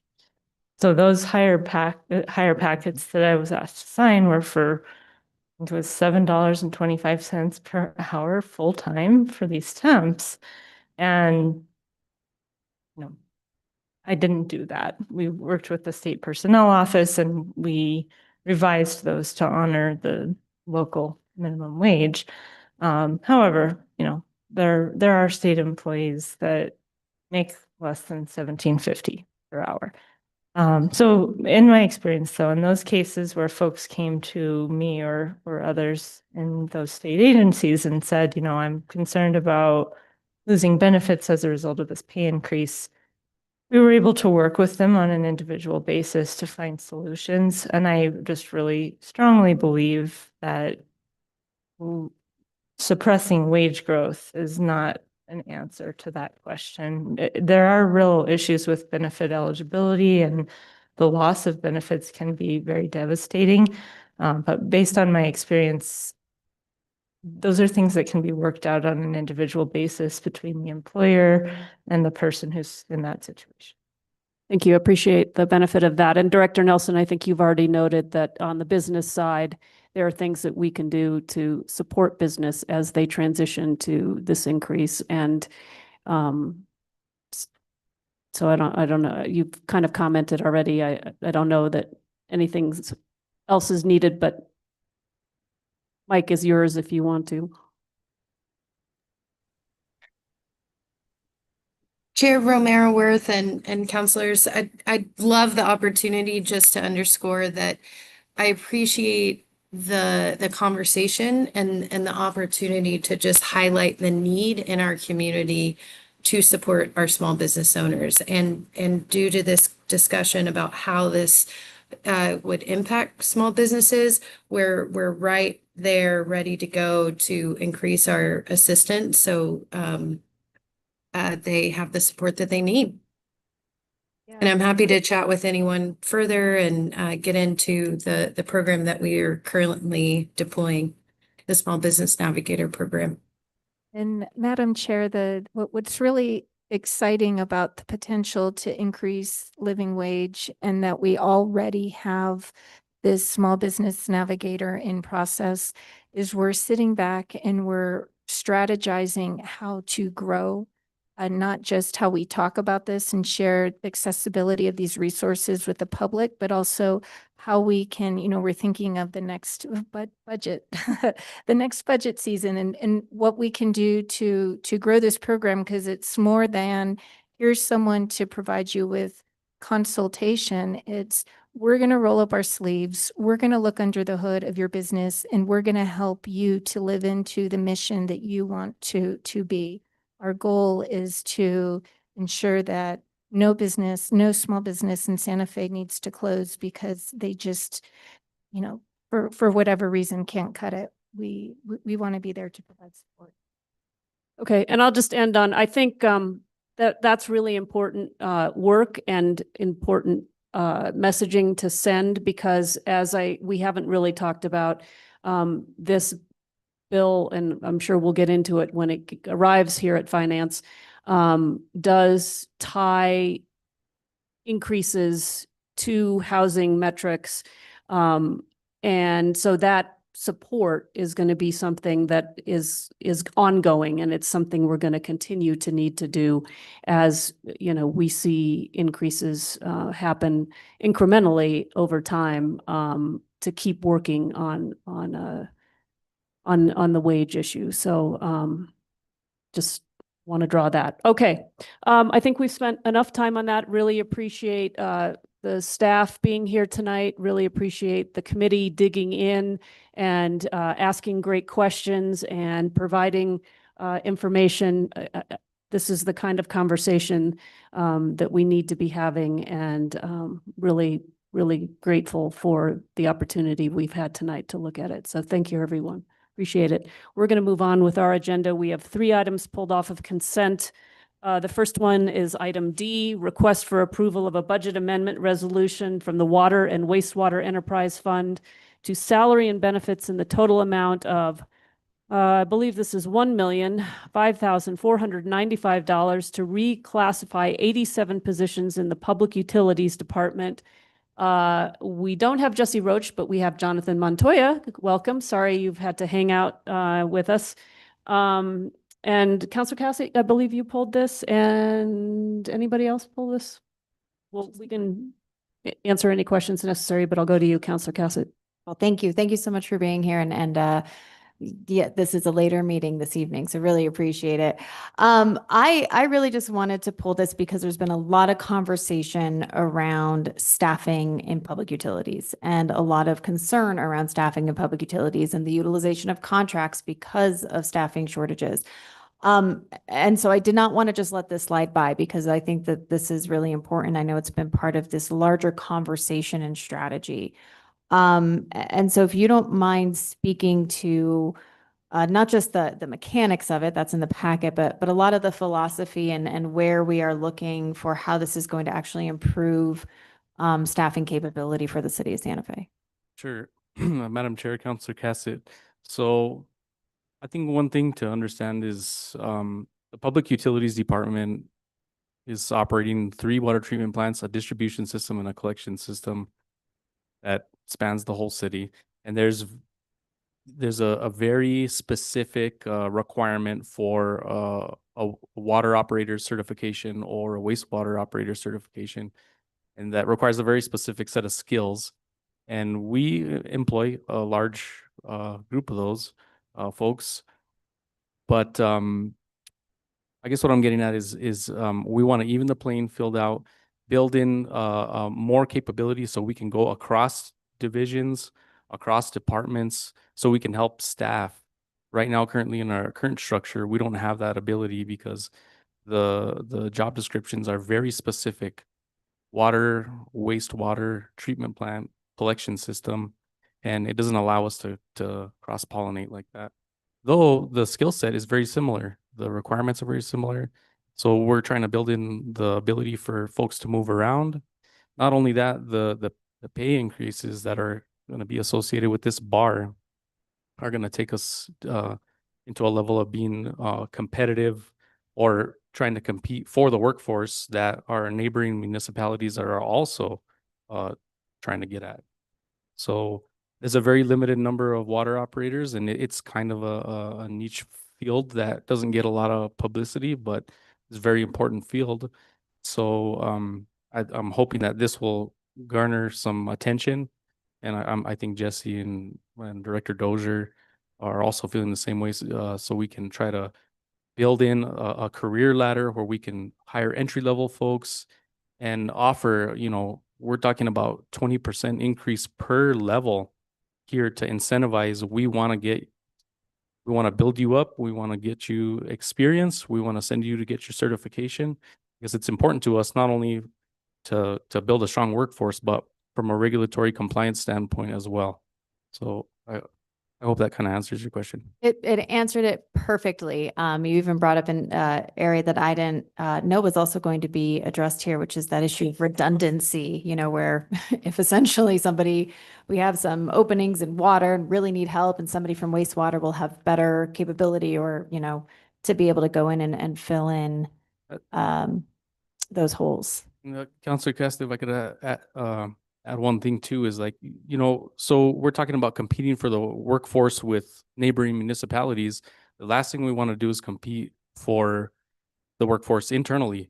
So this is going to address that as well. And if I understand, that was an issue, that there was some mismatching of salaries to different positions based on which department or which division within the department you were in. That's correct. Wonderful. Well, that was it. I really just wanted to make sure that this did not slide by. I think that this is something that we should recognize and celebrate. This has really been a large conversation. There's been a lot of consternation around having to use contracts, and also this understanding that, you know, this isn't something that we can just let slide by while we're trying to build something. So I really appreciate that the team in utilities has both found the contracts needed to make sure that we are delivering clean water to the community, because that is literally one of the very most important things that we do, if not the most important thing that we do at the city. But also looking at longevity, looking at how you build the workforce, how we grow our own, how we really create that that staff, that workforce that we need, that'll have the knowledge across the department, as well as, you know, growing some of that historical knowledge. So thank you. And thank you to everybody who's worked on this. Really appreciate it. Other questions from the committee? And if not, is there a motion? Motion to approve. Second. We have a motion and a second to approve this item. Director Oster, can you give us a roll call, please? Absolutely, Madam Chair. Councillor Cassett, Yes. Councillor Lindell, Councillor Faulkner, Yes. Councillor Lee Garcia, Yes. Chair Romero Worth. Yes. Motion passes. Okay, we're on to item J, request for approval of a budget amendment resolution to reappropriate unused funding from FY 25 in the total amount of $1,225,850 from the general fund to land use contracts for the general plan update and short-term rental software. Madam Chair, we have Director Heather Lamboy on Zoom. for Okay. this one. And we also have, I'm sorry, you're going to have to introduce yourself again. Janice Boletnikoff with the Land Use Department. Okay, great. And Councilor Cassidy, I think you pulled this. I sure did. Janice, should have caught you in the back and been like, I'm not sure I have a question for you, but glad you're here, because always happy to see you. What I wanted to bring up was, if this finance committee remembers, when we were discussing contracts and we were discussing how each department, we were assessing the contract amount for each department, and there was, you know, taking a look at, you know, the past however many years and how much was appropriated, how much was actually used. This came up in land use because there were some of these really long, big, expensive projects that we had appropriated money for, but because of a variety of reasons, we actually hadn't expended it. And so, of course, that contract amount got cut. And I had said in budget hearings that I'm going to want to understand when if land use gets to the place where, once we are finally appropriating those dollars and we're spending them out, if we still have the contracts that are needed for the department. I'm glad to hear, you know, general plan is getting, you know, moving forward short-term rental software, but this might be a question for Director Lamboy or Director Oster, City Manager Scott, when they're done making us icicles, because it is freezing in here. I did not dress appropriately for these chambers today. About, you know, where we are with that and making sure that we are really on top of these things. We've made a lot of progress. We're continuing to make progress with the efficiency in land use. I would hate to see us lose some of it because we weren't staying on top of this contract issue. So Director Lamboy, that might be for you at this point. Thank you, Councilor Cassett, Chair Romero Worth. yes, there has been a lot of momentum, and we are super pleased about that and really want to keep the momentum going. Sorry about the glare here. But with reference to the code update, we will be launching into phase 2 as soon as we get through the adoption of phase 1. We have done some preliminary work. Part of this funding is for that, but it's only a small part. And so we will be returning to the governing body for additional requests. And also we will be speeding up the process of the general plan update so that we can align the land development code phase 2 with visioning efforts and make sure that everything is consistent with the general plan update and the land development code update. Those big phase 2 issues include architectural design standards, as well as the creation of districts, more mixed use districts that will be more compatible with the overall development patterns of today, plus many other things as well. And, in terms of the dollars for contracts, are we, we've talked about, you can have two things, fast, good, cheap. We need this fast and good. So how are we in terms of dollars if we do speed up that general plan process? Are we funded enough currently, or is that also going to be something we'll have to take into consideration at some point? Chair Romero-Worth, Councilor Cassett, we will have to take that into consideration.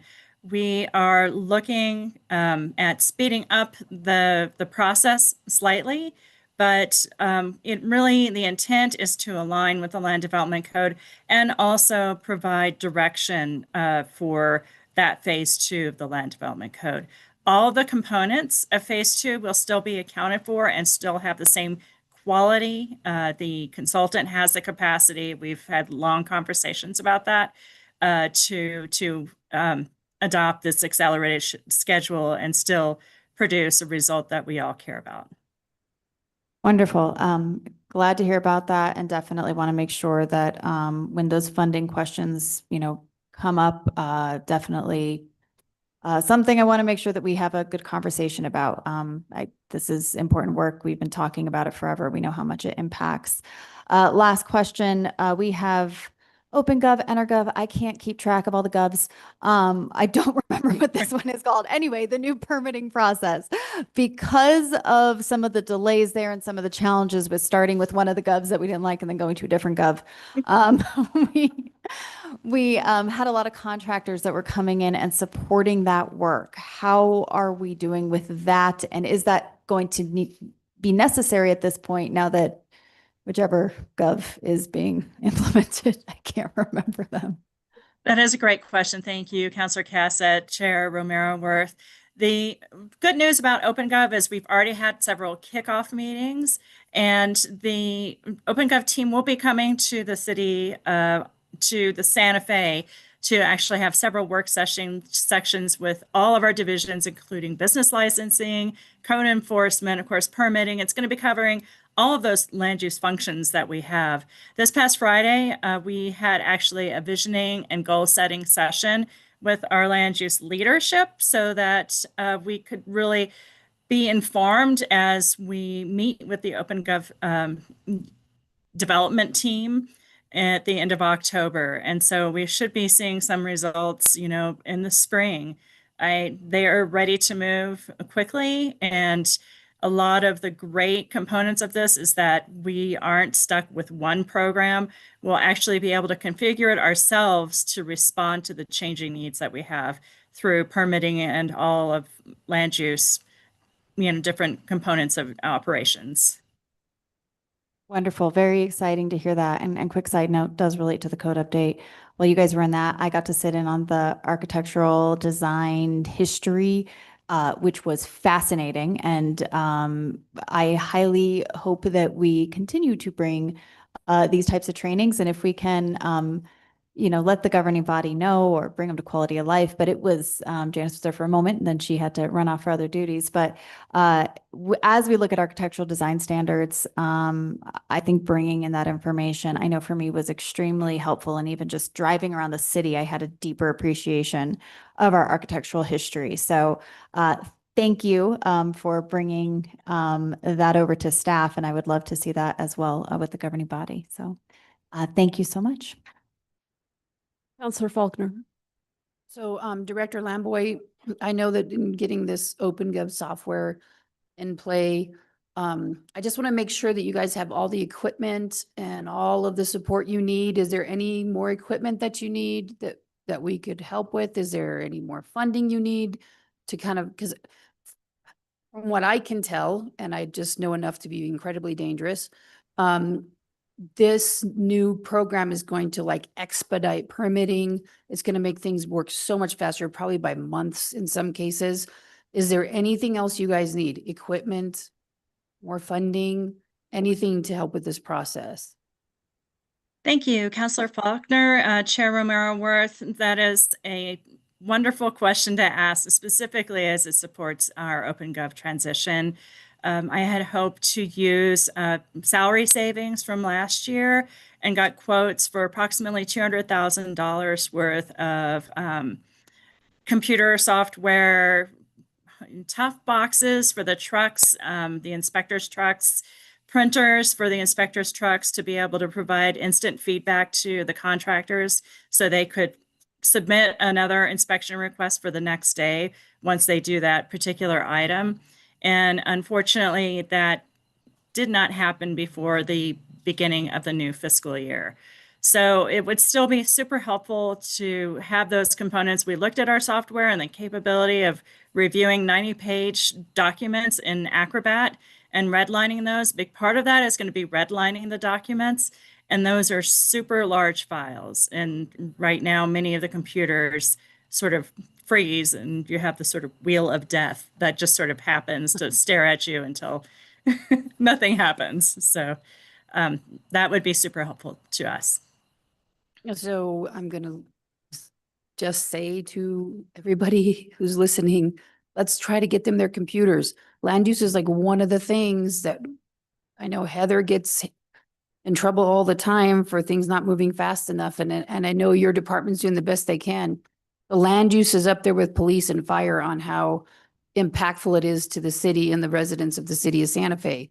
And so I will start having conversations. I'm pretty certain Councilor Cassett will be side by side with me on that.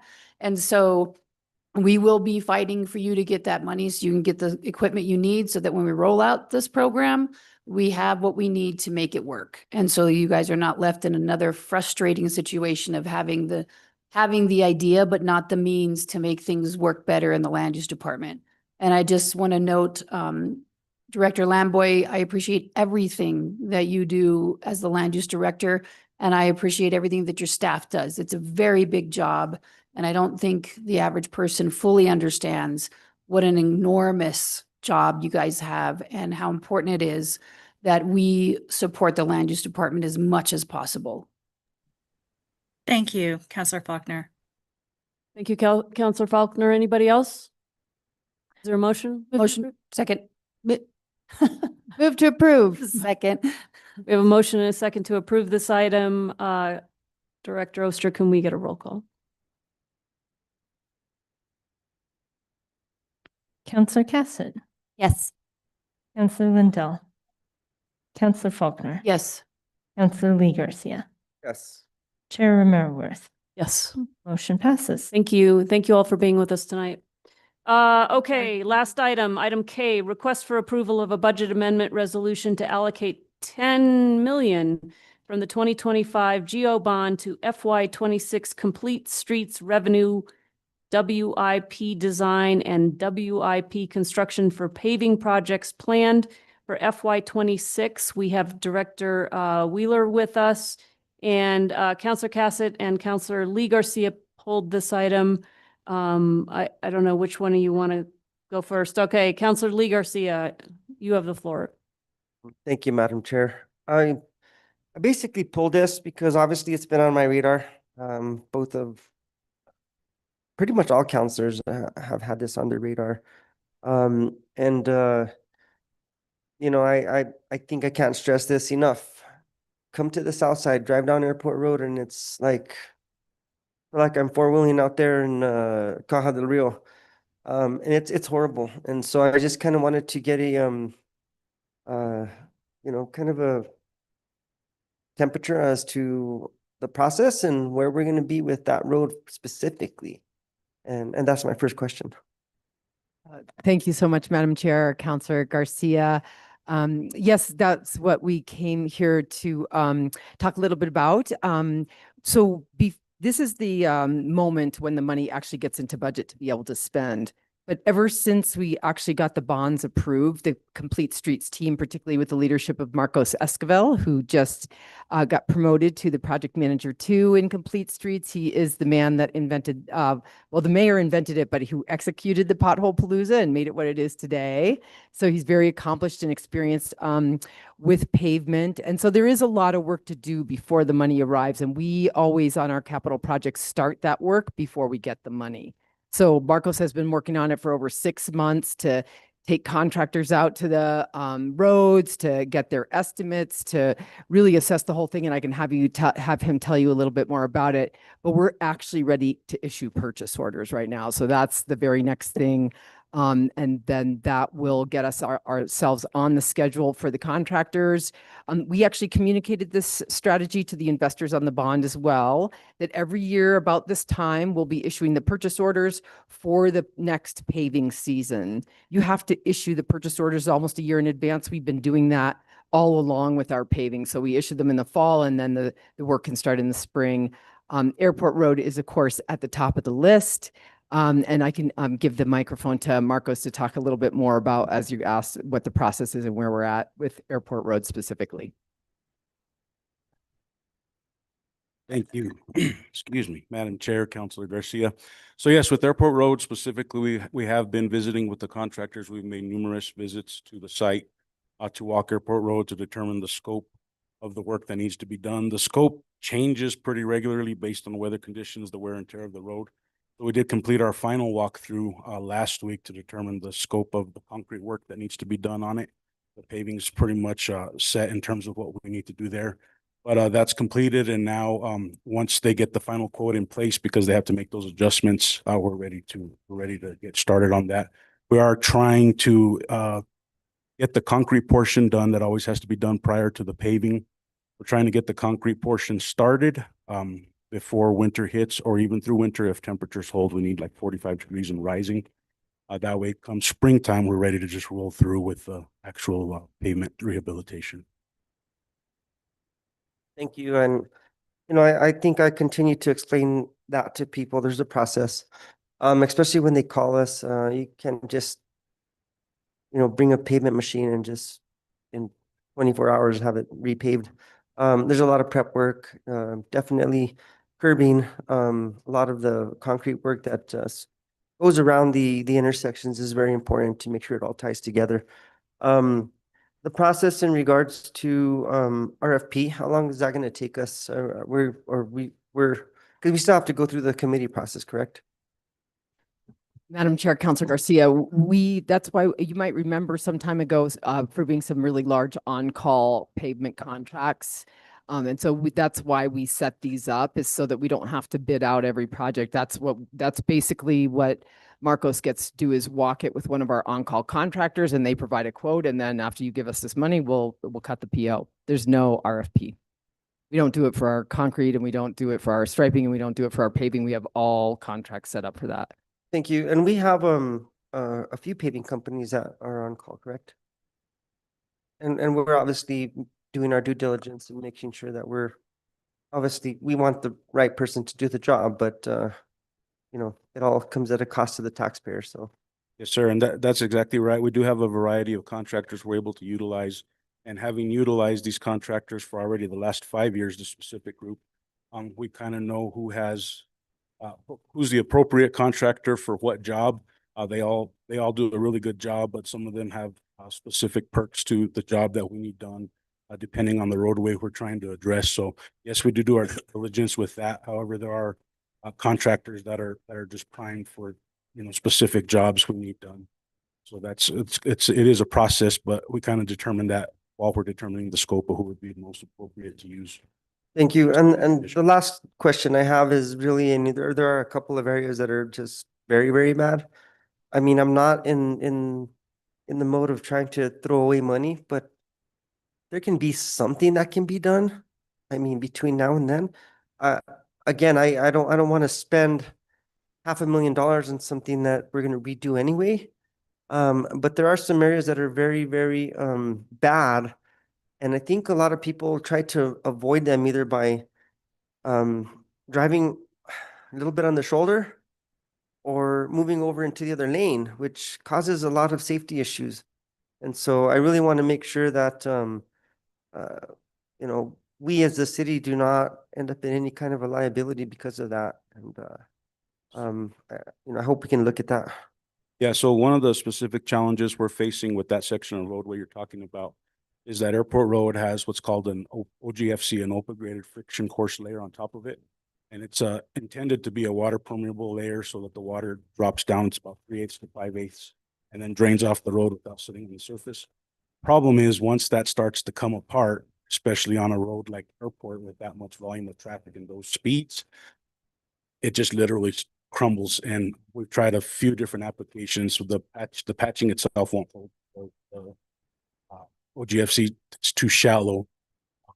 Some of the methods we've attempted, they just refuse to hold because it's such a shallow depth that's affected, but also because the whole perimeter around whatever you're patching, whatever application you're doing is crumbling, it's hard to keep anything to kind of hold. So I know the patching crew, they're doing their best to kind of go through and apply what they can, where they can, if anything's getting excessive, but just nothing's really. Yeah, and I don't think patching would work because it's beyond patching. It would be a mill and fill on that section that's really bad. And so if the cost is worth the benefit of not putting us as a liability as a city, I think we need to look at that. Absolutely. Yeah, and so, yeah, and that's one of the challenges we're facing as well. Here's the paving season is quickly getting behind us, right? So that's why we're trying to have everything to roll once we get temperatures in the spring, and once we get on the contractor schedule, we can just let it roll and start the actual paving process of it. But we are trying to use the proper application based on the condition of the roadway, all the roadways that we're addressing through this field bond. Thank you. And again, it's just frustrating. I've seen this deteriorating for the better part of a year, and could we have addressed some of these things beforehand through our budget? But it is what it is. We're here, and I do obviously want to continue to address the constituents that reached out to us day in and day out over, the severity of what's happening there. And we do have, both Councillor Faulkner and I have to reiterate that it's on our radar, but it can't come soon enough, just so you guys know. Thank you so much. Councillor Cassett? So much, Madam Chair. Councillor Garcia covered what I wanted to discuss, which was, yay, I'm glad that this is coming forward. Very excited to see this. And also, what does this timeline look like? What does this process look like? So should we expect all of these roads listed here to be completed next paving season, or just to be contracted by this fall? Yeah, so yes and no. The goal is to get them all paved. The reality is that the contractors also have full schedules, right? They're already getting their schedules in place. So a lot of it is dependent on, do they get freed up on other projects? I mean, the goal is to get everything scheduled, but that's not always the reality, right? They can run into a ton of issues on any project they're on, and to get them started and completed there's so many variables. You can't just say yes and no, but the goal is yes, to get them all completed. And the goal is to have them all have POs issued on all those roadways before spring, so we can get. Yeah, I wonder, and get them on our schedule and get us on their schedule, because I know that this is one of those things that we don't always control. What the contract, I mean, we don't get to direct the contractors. So I really appreciate, this early PO process, so that we can really try to get them on contract. My one request, and I'm sure it's not going to be at all a shock, is how we communicate these timelines. We've had a number of projects where we have this guess and then something shifts, and it's not always our fault. It's not always something the city could have done or could have foreseen. But I think how we continue to figure out the ways that we communicate the timeline that our constituents can be expecting, especially for some of these really high profile roads. And, they'll see kind of like, oh my gosh, you got the money for it, hooray. And then a year will go by and it hasn't actually happened. And, there can be a lot of frustration and confusion there. So something that I want us to continue to be looking at, I don't know if this is, and I don't sit on Public Works Utilities, but if there are updates for what's going on with the bond projects, I think that could be helpful, or whether they come to, we could take them to Quality of Life, or, who knows?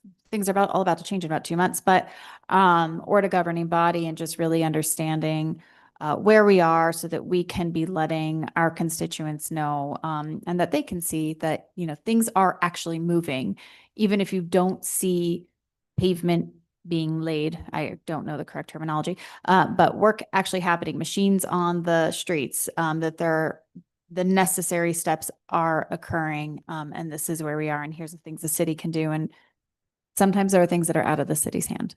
So, thank you.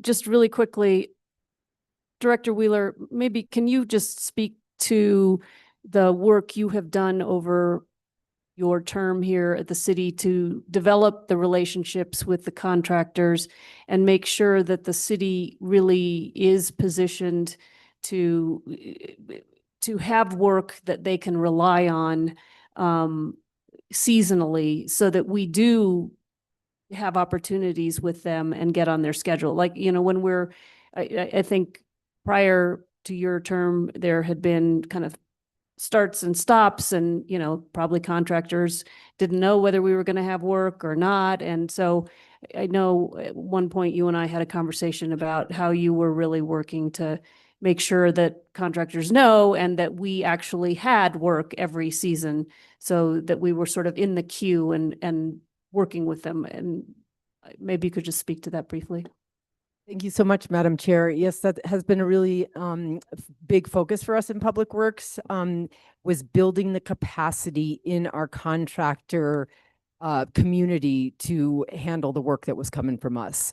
And so we've probably doubled the size of GM Emulsion. I mean, we've really grown some of our contractors, both in their capacity. GM Emulsion actually just bought one of the asphalt plants. And so it's, they did Guadalupe, they've done the West Alameda Culvert, they did, MCO did Paseo de las Vistas. So, and it's thanks to the governing body for consistently every year giving us $3 million of one time. So they knew that was coming. Ramella has all of her big reconstruction projects going. We did Henry Lynch as part of hers.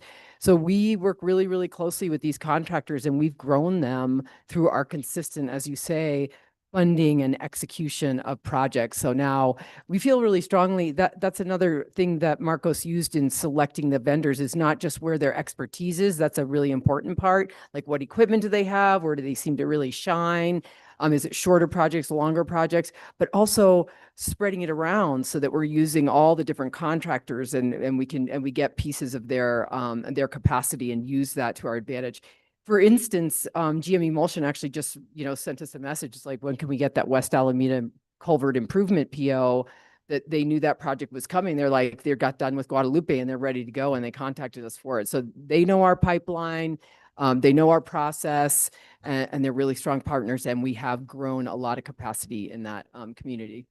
Yeah, so I think Councilor Cassett was emphasizing the communication to the community about the process and the steps, and what it takes to actually get to the point of doing the work, but also the communication also goes the other way, where the contractors can anticipate the projects that we have coming forward, and that's really important from a business perspective. So I think this is just a thing I wanted to emphasize. So thank you for giving us the background, and thank you for the work. Really appreciate it.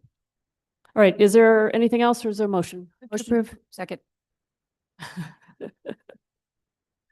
Okay, I think we have a motion and a second. Not sure who made what, but can we get a roll call, please? Councilor Cassett. Yes. Councilor Lindell. Councilor Faulkner. Yep. Councilor Lee Garcia. Yes. Chair Romero Worth. Yes. Motion passes. Thank you. All right, that is the end of our consent agenda. Matters from staff. None at this time. Matters from the committee.